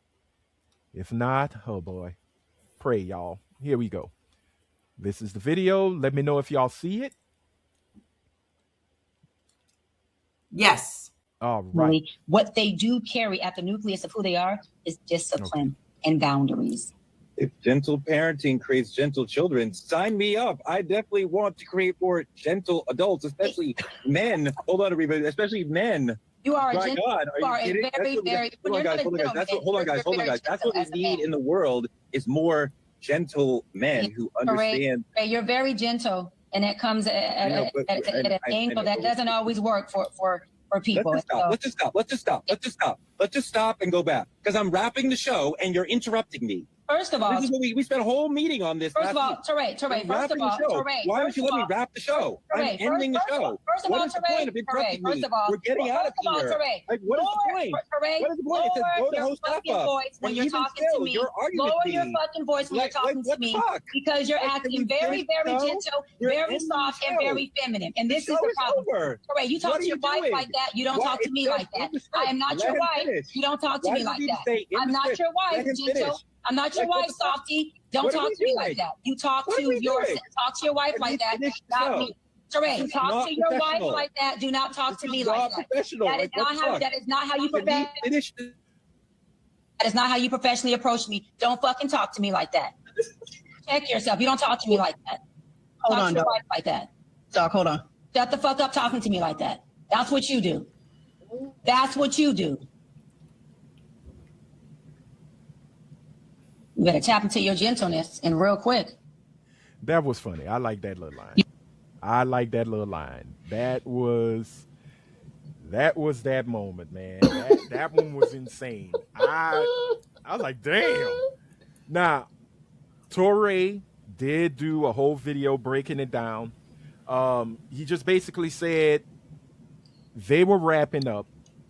He went and gave Cheyenne the last word. Cheyenne had her whole thing about how to raise a kid. There's a lot of gentle parenting, and it's turning a lot of boys into gentlemen, not gentlemen, but gentlemen.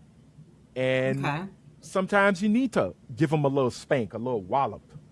And Torre's like, look, this has been debunked. This has been refuted. Spanking a kid doesn't produce great people. You know, a lot of PhDs, folks who got PhDs, have done the studies and found that children who are who are being raised by the rod don't necessarily come out the best. Right. That's true. So it's very true. So he was wrapping up. He gave her the last word. He did do well. If there's gentle parenting, bring gentlemen, then I think we need more gentlemen in the world. She took offense to it. She got highly upset, but he's wrapping up. He's giving his little last word. He's moving to the show because he said the executive producer who pops up, but they don't show her, was telling them to wrap. Because Cheyenne has this knack of going over all the time. Because she just talk. So we got to pull her in and, say, hey, look, we're running out of time. Put a pin in it. We gotta move on. Now, I seriously thought, and this was me, I really thought people were going to go after Torre for going after Cheyenne Bryant. Really? Yeah. No, I'm serious. I know, Jason. They don't like that light-skinned devil. But you know what? A lot of people not a fan of Torre either. This is true. This is true. But it's more so because of the Diddy stuff, right? Yeah, it's more of his reporting, some of his articles, him thinking Jay-Z won the battle between him and Nas. His hot takes. A lot of folks will go after him. Mary J. Blige still hates his ass. Watching that clip, though, she immediately, to me, was the problem. Okay. Well, she started swearing. I didn't see the whole clip, but she started swearing. Oh, yeah. Yeah. She every bit of professionalism that she claims to have or says she has was thrown out the window. Yeah. Was thrown out the window. Now, if you've worked in television, I have, and that's not a brag, I'm not flexing. When a producer tells you to rap, they mean rap. Shut it down. Yeah. We're pressed for time. We only have so much time. We got to get this done. So you got to stop. Sometimes it's going to be an abrupt end. Other times they're going to play music over you. So for her to have this in my feelings moment and start going off and start... Now, this is a woman who is supposedly a PhD, who is supposedly a doctor. She's not. Started to use gentle and feminine right as a dig and a diss to a grown man. Torre didn't say anything disrespectful to her. He just said, I'm trying to wrap the show and you're still talking. And his voice went up a little bit volume-wise. He didn't go, shut the fuck up, bitch, I'm trying to finish. He said, look, we're trying to wrap the show. We've had a meeting about this. We gotta go. Now you basically let everybody know what goes on behind the curtain. But she kept going. Well, you don't talk to me like that. I think that you talk triggered to your her. wife like that. Yeah. I think it made it even worse when he embarrassed her. I thought we already talked about this, because that's what your parent says to you. We already discussed this. We already had this, and that's embarrassing. He put her in check. And she immediately, rather than stopping herself, she immediately went even further. Yeah. And again, I was looking at it more of why even go that far? Why even go that route? You don't have to use those terms against him. He's wrapping up the show. You've been doing this for 2 seasons. So if y'all have had meetings and come to Jesus meetings about you going over because you talk so much, have some, have a moment to where it's like, all right, we're done. Now, the only grace I give her is because Torre said, well, if this is what gentle parenting brings, then there must be more. We need more gentle men in the world. I could see she might have took that as a dig, as saying, are you trying to go against me of what I'm saying, my observation? Again, she says she's a doctor. She has the PhD. And I guess in her mind, when she says something, that's, stamped in stone, But even in that episode, I'm sorry, I'm going to let you have it, Britt. Even in that episode, when they were talking about gentle parenting and all of that, Torre and the other guests were talking about facts and findings and, journals that come from from doctors of psychology, psychiatry, psychiatric doctors, therapists, through their research that has been founded, it's been proven. And she still came with another punch up. Nah, gentle parenting. It don't work. Some children need to be popped. She reminds me of the times I say the fact that opinions and observations and feelings are not facts. Doesn't make them not valid. but how you feel about something doesn't make it a fact. Just because you feel like gentle parenting is not going to work and it's going to cause all these problems, that's not a fact. So if people are having a discussion and they're utilizing facts, then be quiet, because you're going to sound stupid when you talk about my feeling is this, my feeling. We're not talking feelings. We can have that discussion, but right now we're talking hard evidence. Yeah. This is the data. And you, as a doctor with a PhD, okay, you should understand how to differentiate the conversations. She does not behave as someone who busted their ass to get this doctorate, because they very often keep themselves in fucking line when it comes to fact versus thoughts, feelings, fiction. Mm-hmm. She also is making this false equivalency between gentle and permissive parenting. It is not the same. And I don't even like gentle parenting, but it is not the same. She doesn't sound, she said, when she's talking and the way she's coming across, she sounds like somebody who lied about her doctorate and her schooling for whatever reason. And she does behave as someone who would double down rather than say, you know what, I'm wrong. She's like, I'm not going to apologize for it. Well, that's how she comes across. Why would, and again, why would I come and say, oh, I made a mistake? You see how she living. You see what her practice has brought to her. So again, one is dangerous, because if you're not licensed, you could go to jail for that. Especially if you're talking about, you know, you're doing therapies and things like that. You're coming off as a therapist and not just a life coach.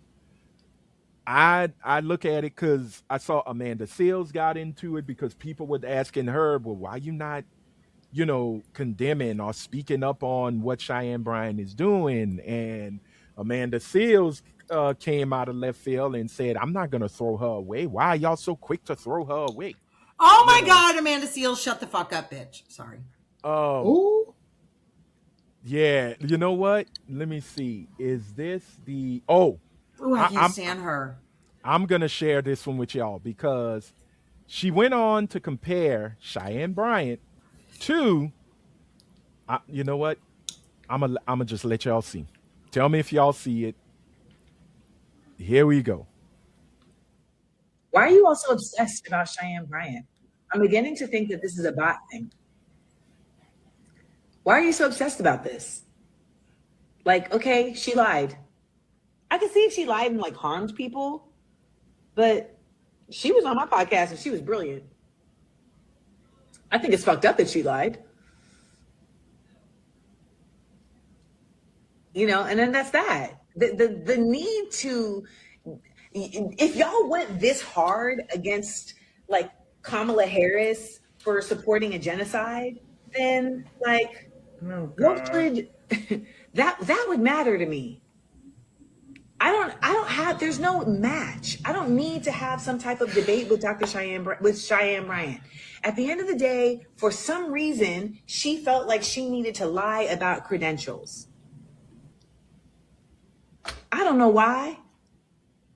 I think part of the reason is because we live in a world where we act like credentials is what determines somebody's effectiveness across the board. And in some respects, it is absolutely necessary. Thank you.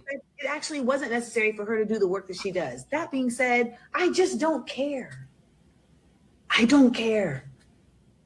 She was on my podcast and she was incredible. I don't care. I think it sucks, and I think it was not smart, and I think that at the end of the day, there are people who work really hard to get doctorates. There are also people who call themselves doctor when they get an honorary doctorate, and I don't think that's much different. It is. I don't think it's much different. It's completely different. I'm calling herself Dr. Maya Angelou. She didn't complete a doctorate. Some university gave her a doctorate. Which university was it? Was it Spelman? I think it was Spelman. It's like faux rage to be like all up in arms about this one person. No, It's about the fact that my mental health is the difference between whether I live or die. And if you are not credentialed to help me with my mental health, but you say you are completely a problem. So don't do that. Don't do that. When it comes to physical doctors, there's a difference between a doctorate for writing shit, for literature, and a mental health professional. How dare you? You are taking people at their most fucking vulnerable, and you are influencing them in ways that will change their life. How dare you? And fuck you, Amanda Seales. You fucking dizzy bitch. Ugh. Well, and she used Maya Angelou as a example. I don't remember Maya Angelou saying it for her that she wanted to be known as Dr. Angelou. I remember Oprah would always say it. I remember other people who interview her would say Dr. Maya Angelou. But I've never heard her say it. I've never heard her walk around going, I'm Dr. Maya Angelou. Never heard it. That is the worst imitation of that woman, and I'm probably going to hell for that. But People Bryson just had a stroke. Oh, Lord. Sorry. Okay. Prayers up. Continue.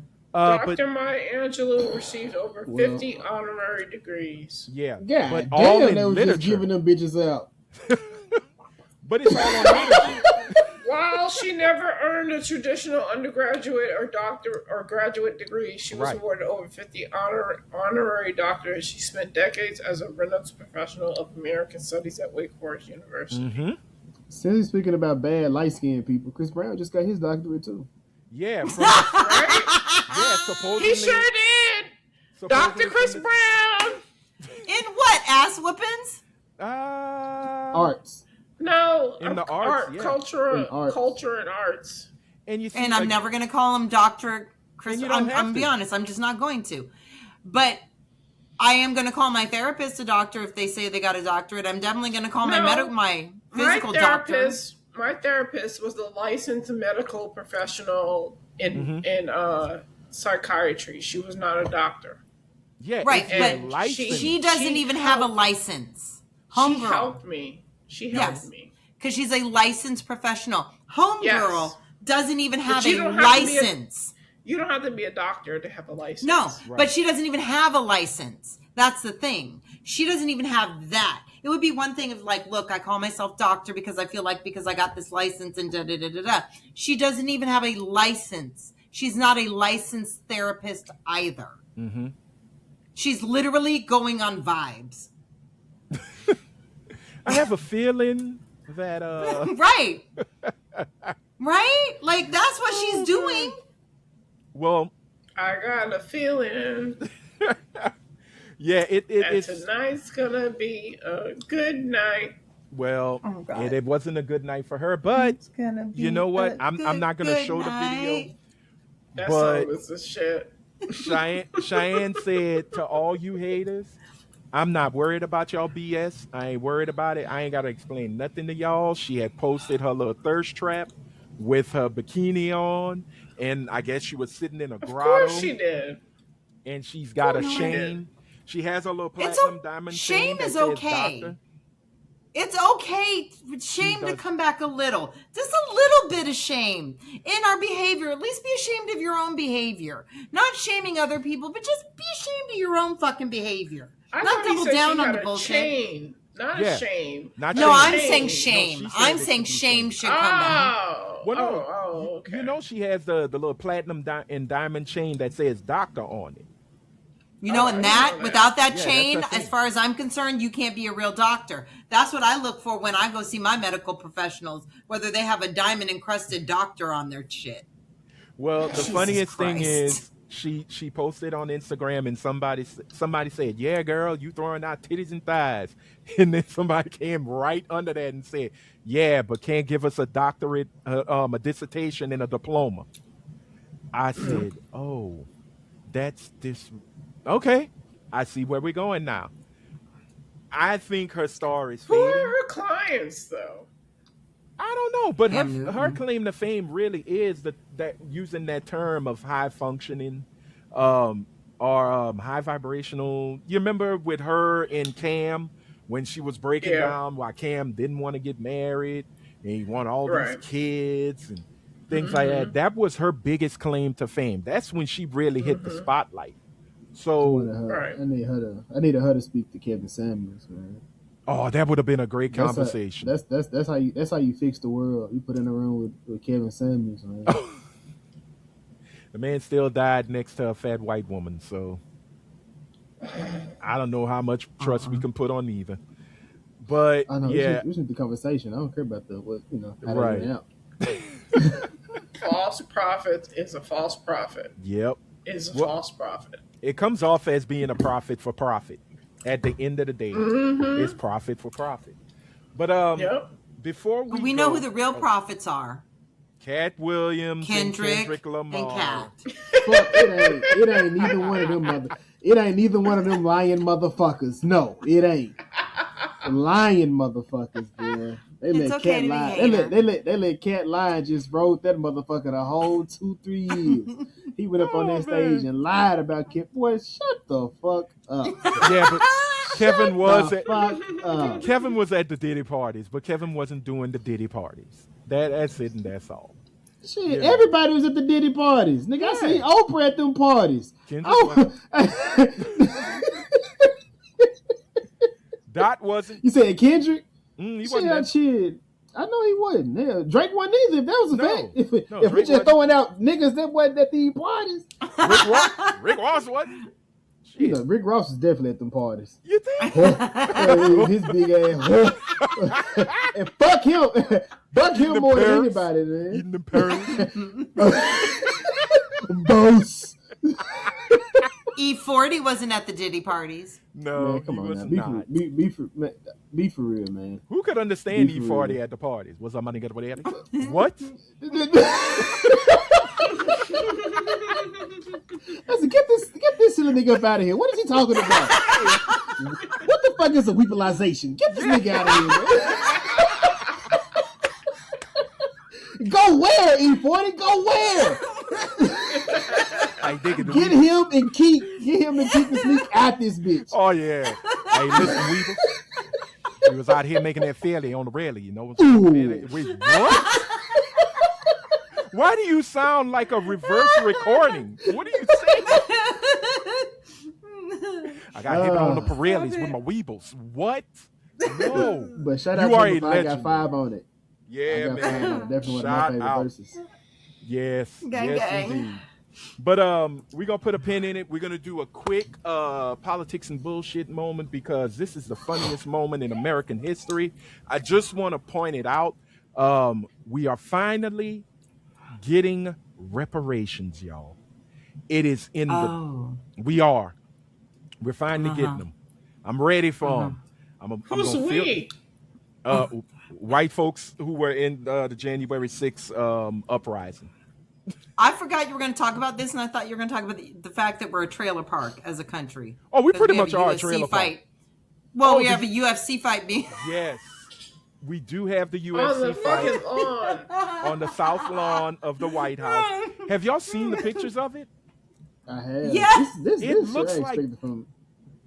I expected from Obama, like, to do a fish fry on that motherfucker. Do something. He should have. He should do something on the lawn, nigga. Barbecue, nigga. Do something. Beyonce, Earth, Wind, and Fire doing electric. Do something. Nah, either Earth, Wind, and Fire, or better yet, Cameo singing Candy while we do the electric slide on the south lawn. Come on. I don't know anymore. I really don't know anymore. Like, Trump wants his face on passports. He's already asked the Treasury to print a $250 bill to have his face on it. We're having a UFC pay-per-view at the White House. Don't forget the lineup for all the people that are dropping out of the lineup. Morris Day the time was like, fuck you. No, I am loving the retractions of it because right now this is the most up-to-date of who all are not going to be there. I don't know if it'll show. Let me see. There we go. I said screen. Are y'all seeing the picture? Yes, sir. Yes. Okay. I was killing myself laughing. So, Martina McBride. No. Young MC. Young MC. No. CNC Music Factory featuring Freedom Williams. His name is Freedom, and he is not going to participate. The Commodores, and this ain't the good Commodores. This ain't Lionel Richie and the rest of the Brick House crew. This is maybe the Congo player from the 1980s album, and he just said, you know what, I'm going to use the name. They not going. Millie of Millie Vanilli. The fact that Millie of Millie Vanilli said no to you. How low are you that they're like, nah, I'm good? Now, here's the beauty of it. Bret Michaels of Poison fame said no. Said no. Then you got Morris Day, the king of cool, and the whole damn time said, hallelujah, y'all got us fucked up. We are not doing the bird. We ain't singing Jungle Love. We ain't jerking out to none of this on the South Lawn. So But Flo Rida and Vanilla Ice Agent are still locked in to perform for Freedom 250. I'm sorry, that's the name of it. That's a lineup you couldn't pay me to go see. That is hilarious, man. I'm sorry. That is hilarious that this is happening. But you gotta love Twitter, because I think it's Black Twitter. Black Twitter was having a field day. They said this just in, Cephas and Reese have respectfully declined performing at Freedom 250. The Chuck E. Cheese band has declined from performing at Freedom 250. I said, y'all are bored with y'all lives, man. What are y'all doing? Band.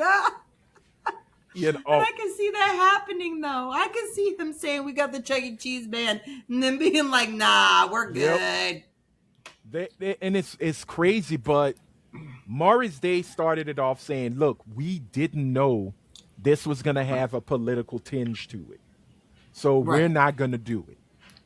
Right. The Commodores followed. Martina McBride followed. Mm-hmm. Young MC was just like, "I am not busting a move here." You know? He said his management told him he had a festival, and then when he found out what it was, he was like, "Oh, fuck the no." Right. Same thing with Ludacris with the Kid Rock Festival thing. Yep. Managers will just sign you off and say, "Hey, this is a good opportunity. We're going to do it." What made it so weird was when I saw Bret Michaels saying, "I don't do politically tinged performances. I don't do them. I won't do it. I won't do festivals that are politically leaning. I just want to go and rock out with my you-know-what out." The Vanilla Ice? Okay. Vanilla Ice said... Vanilla Ice is standing 10 toes down. 10 toes, and Flo Rida said... Did you hear his explanation? What? Vanilla Ice said, it wouldn't matter if this was for a Democrat or a Republican or no political leaning anybody. Mm-hmm. If somebody wants Vanilla Ice is going to go. So basically he said, I'm for sale. So just like Nelly. Nelly said the same thing about the inauguration. Nelly is a bitch. And you know who else I think is going to perform? I think Drake going to perform. I would love that. And no, I'm kidding. I bet you would. Fight back, Jason. Fight back. Drake won't be there. Jay-Z and his MAGA Republican ops will be there first. Fuck out of here. Nicki Minaj might play. She's not gonna be there. Raya, fight back. That's beneath her. Oh, stop it. Ain't that Nicki your Minaj is going to play. I feel you. Nicki Minaj is going to perform if they ask her. If they say Jay-Z's his own man. Yeah. And Jay-Z was talking about Nicki Minaj can't be his ops. It's the people who fund her that are his ops, the MAGA Republicans, because that shot came from on high, which was funny. I laughed at it. And you know what made me laugh at it more? When the camera panned and Beyonce is just head nodding and that wig is just holding on for sweet justice. She's like, I gotta stay strong. Whoa. I'm talking about my baby like that. Ain't no wig, my boy. That's sacred. That sacred has been working. That's her flowing. I forgot. Hair. That is the name of her hairline, her hair care line. Sacred. You are right. That is Beyonce's naturally auburn hair. I am so sorry, Rhea. Into the beehive. I beg for grace and forgiveness. If they do highlights, they highlight and dye all the time. Right? You know, you can't.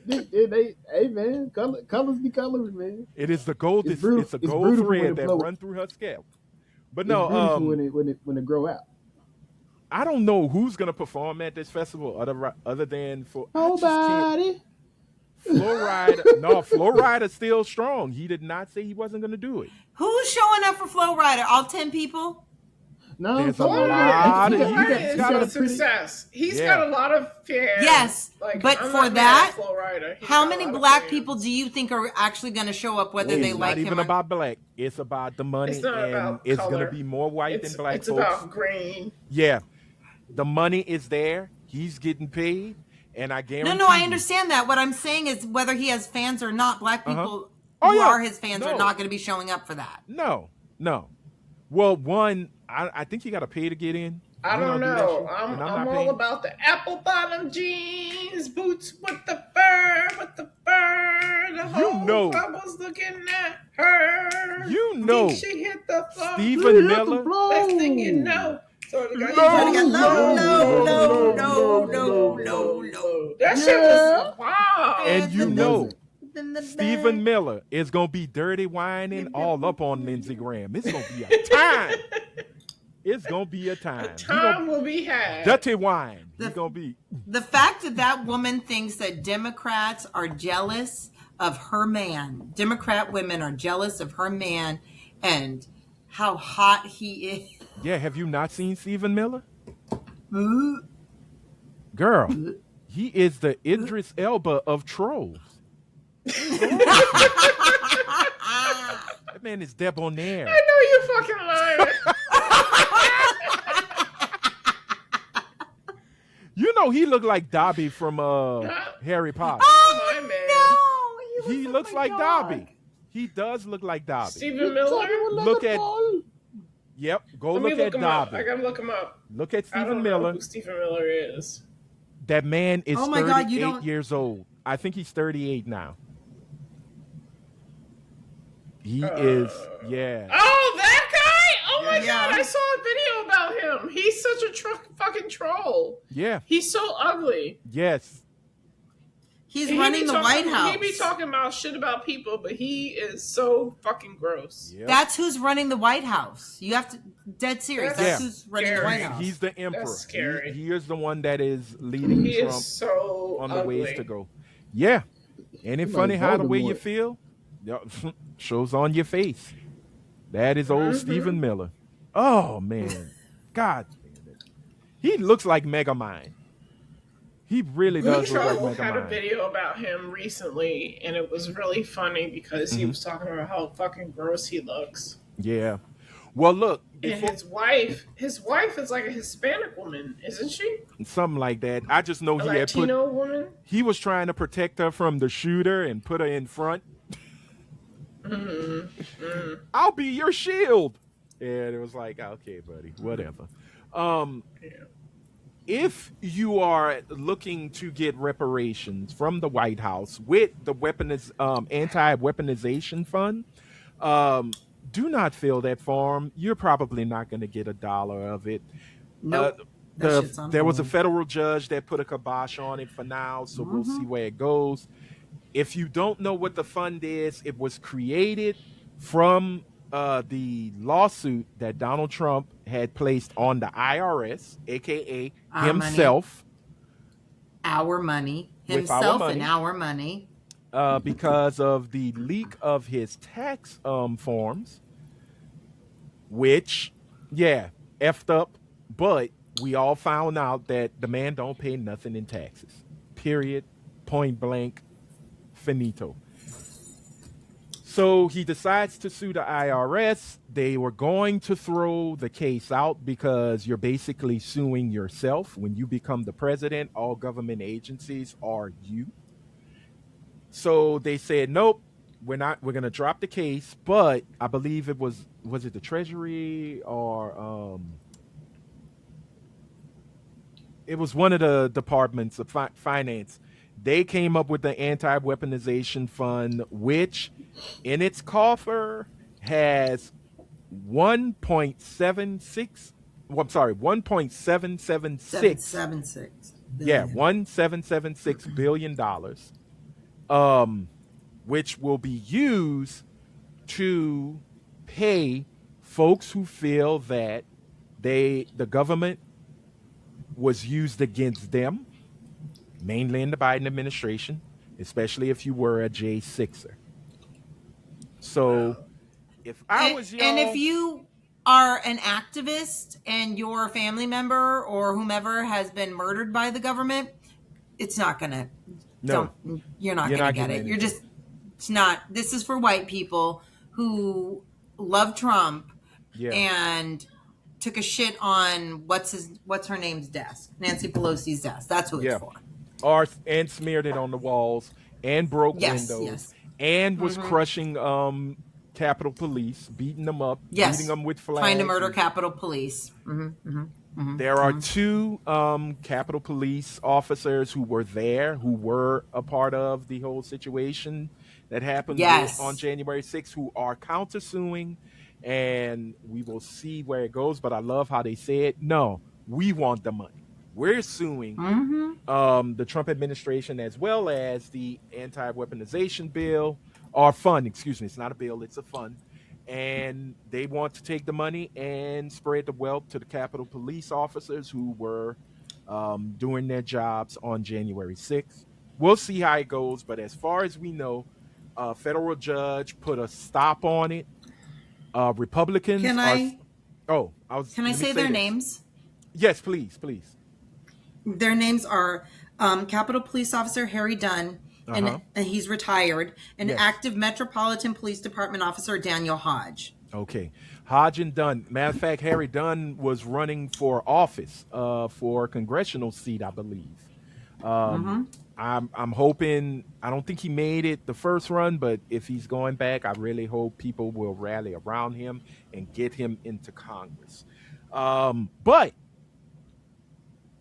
Black Twitter, as well as a lot of black folks, say, okay, fine. You want to do that? Then we're going to flood your office with applications. And I love us. I think we should. Like in all Troll honesty. the trolls. Troll the trolls. Absolutely. Be petty. Troll them. All right. That is it for our politics and bullshit. If you are deciding to go to Freedom 250, please let us know. Leave it in the comment section. And once you do go, come back in the comment section and let us know how Vanilla Ice and Flo Rida's duet of apple bottom jeans, the boots with the fur, as it's beautifully mixed with ninja rap. Yeah, that was a hit. Go ninja, go. Or if you know someone who is going. Yeah, let us know. We'd love to hear about that too. Please. We just want to hear about anybody going. Yeah. I think Fox Jazz News is supposed to broadcast. Jazz? Stop it. She'll have her toes on the lawn. Oh, my goodness. We got our toes out. Oh, my goodness. Well, I swear, if Jazz found her black ass at Freedom 250, I will, look, I'll respect that. I'll be like, I know where you go now. I know where your heart is. But she is a fan. She might be a fan of Flo Rida. We don't know. She might want to wear her apple bottom jeans and some fur boots. Oh, no. It is summertime. We're out here. We don't need them right now. Let's wrap it up, ladies and gentlemen. Put her feet out there. Yep. With the fur. All right. With the fur. Ladies what and was gentlemen. looking at her, Araya? The whole club was looking at her. What happened when she hit the floor? She hit the floor. Next thing you know, shoulda got low. That's a white bitch. If that ain't a white bitch anthem, I don't know what it is. Because what is in the middle of the floor? I know she in that.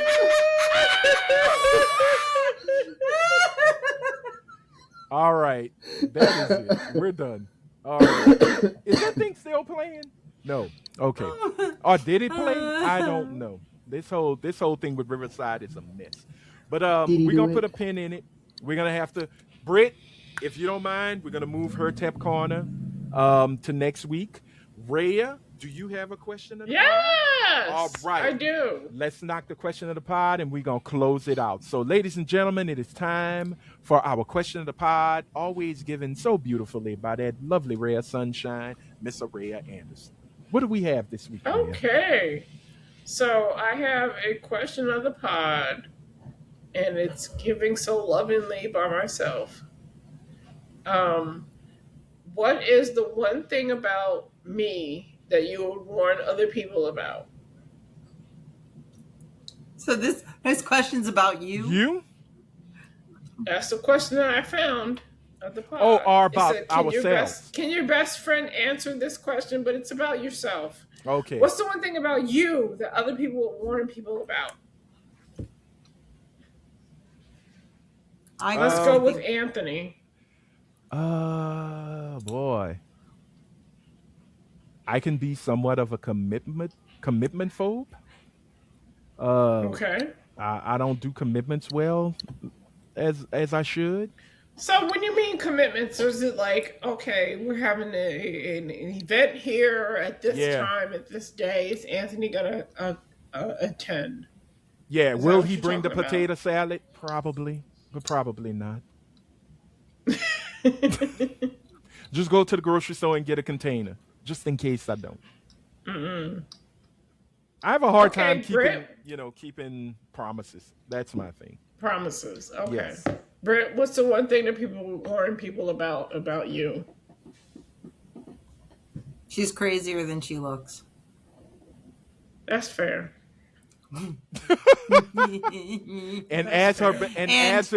And Rhea being your best friend, she agrees. If you want to get to know Britt, there is a show called Has Been Hotel, and there is a character called Nifty. Oh, dear Lord. Just get to know Nifty, you will know Britt. Gotcha. My daughter watches that show. Nifty I'm going to have to ask her about Nifty. Nifty used to be a serial killer when she was alive. Okay. It tracks. Jason, what's the one thing about you that people would have to warn people about? He like to quote Drake albums. No. I think it'll be more. I guess he will argue about anything. Yes. Okay. Agreed. That makes sense. You are very confrontational, sir. But that's a good thing, because that shows you can hold your own. That's not a bad thing. Not at all. Not at all. He's not afraid to I will say up. very few people get me to change my mind in the moment, and Jason is actually good at that. Oh my God! You're giving Jason you are giving Jason props. Are you serious? Oh shit! That's That's what I meant to say today. What's that? Rhea, how do you get cracked open like crab legs and then celebrate this man's graduation? But in closing, I say sometimes you got to cut that bitch off to elevate. And he took 4 years away from you, and he went to the moon. She was his inspiration to do better. What? I can't do it with her in my life. I don't know what's happening. I have no idea what's going on. 3 episodes ago, you said for your birthday, which is happy belated birthday, because you shut up my social media. Rhea. Well, I would have told you. Me? Rhea, yes. It's about you. And she said this makes sense. Happy birthday. And she said on her birthday, she got her back broke. I did. Yes. And then she said the gentleman that broke her back also graduated in the midst of them not speaking within the 4 years. So then I said, sometimes you got to cut that bitch off to elevate yourself.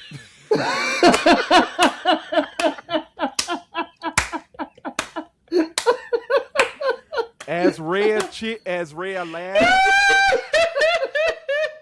this comes from Brit, man. No. That is crazy. You know what? I'm not mad at him. If he was able to graduate in the midst of cutting me off, then I'm happy for him. He cut you off to be a better man. So when he come back to you a better man. Exactly. No distractions. None. None distractions whatsoever. And he put it down because oftentimes people that spin the block don't work out.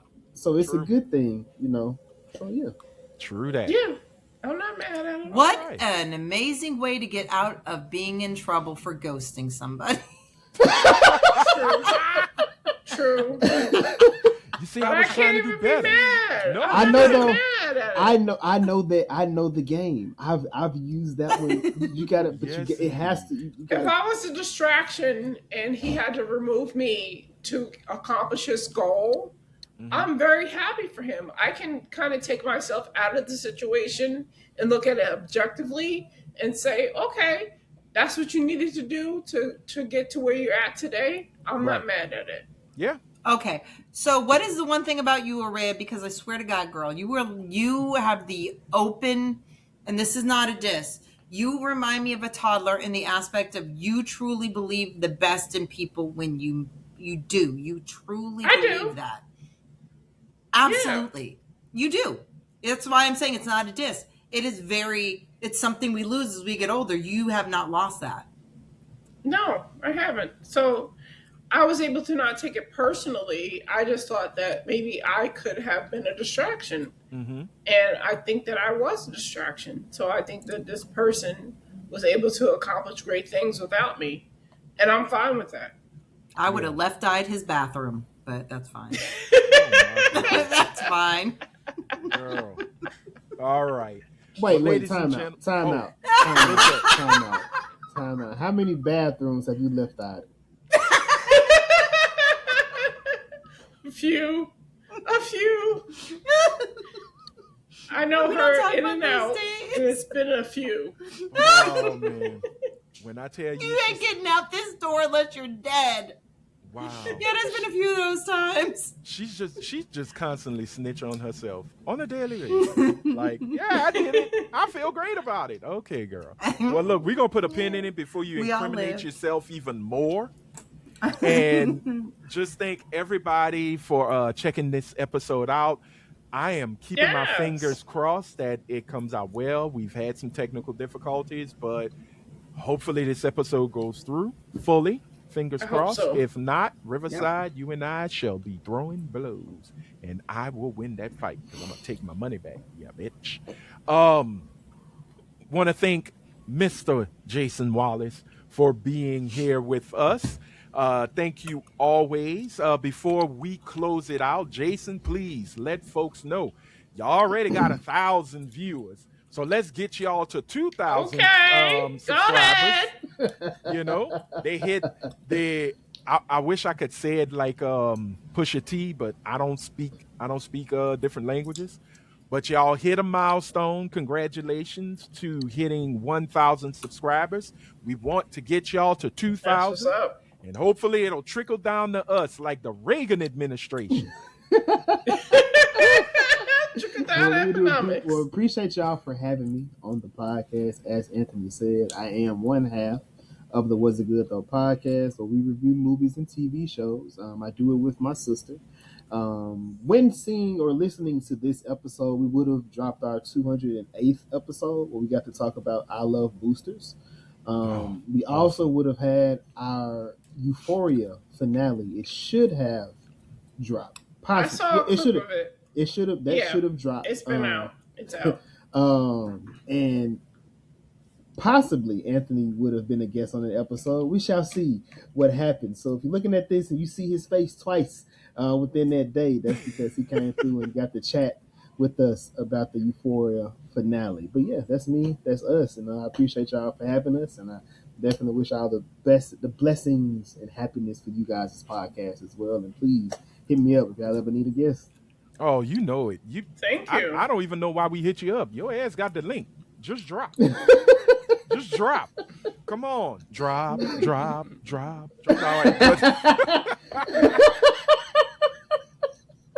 Oh, man.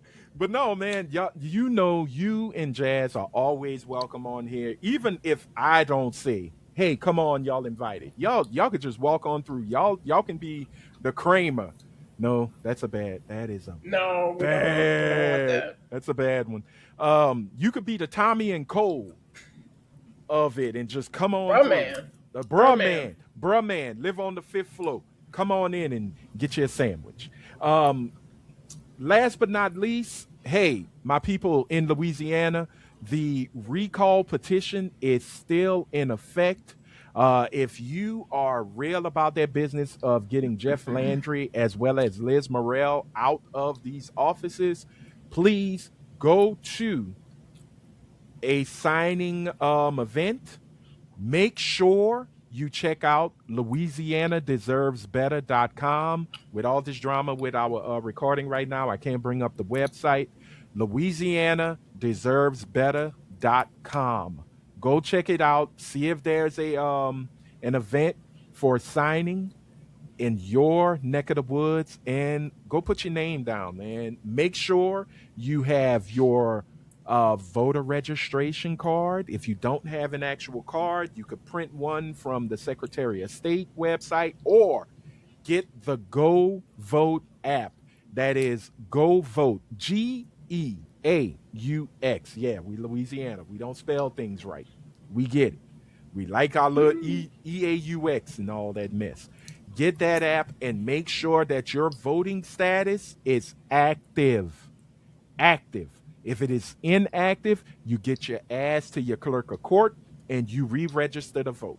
All right? That's it. That's all. I would suggest everybody check their status, whether they're in Louisiana or not. Just check. Yeah, because they love to purge voter logs.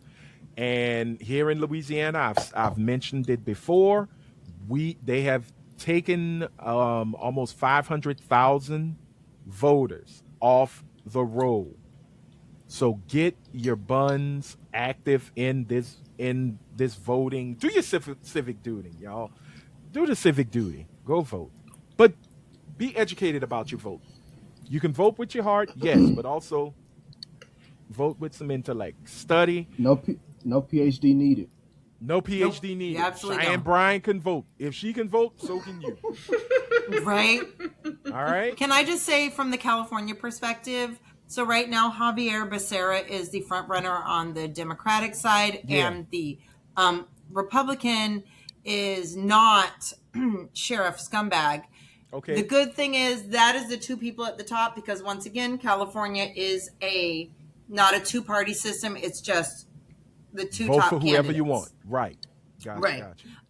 Okay. Check out Javier Becerra if you're here in California. Just give him a go. He is completely anti-ICE to the point where he wants to abolish it. He is a career politician and an attorney. He is not as flashy as Gavin Newsom, but he is very committed to this state and Black and Latinos, Indigenous people, as well as Asians, Southeast Asians. So he is here for the minorities. Javier Becerra is his name? Javier Becerra, but it's spelled Xavier. Okay. All right. Well, we wish him well. We wish everybody who has their mini Super Tuesday. We're dropping on Wednesday. So we hope that everybody who had an election happening on Tuesday went and vote. Let your voice be heard. I know there's a lot of controversy with it, and I don't know if people are still falling for the bullshit. So we'll see how it goes. But with that being said, we're going to wrap this up. For that beautiful ray of sunshine, Miss Araya Anderson. For that slightly annoyed mixed chick, Miss Britt Williams, I am Anthony Sterling, saying, if you are out in them streets, please be good. But if you can't be good, be careful. Until next time, bye. Bye.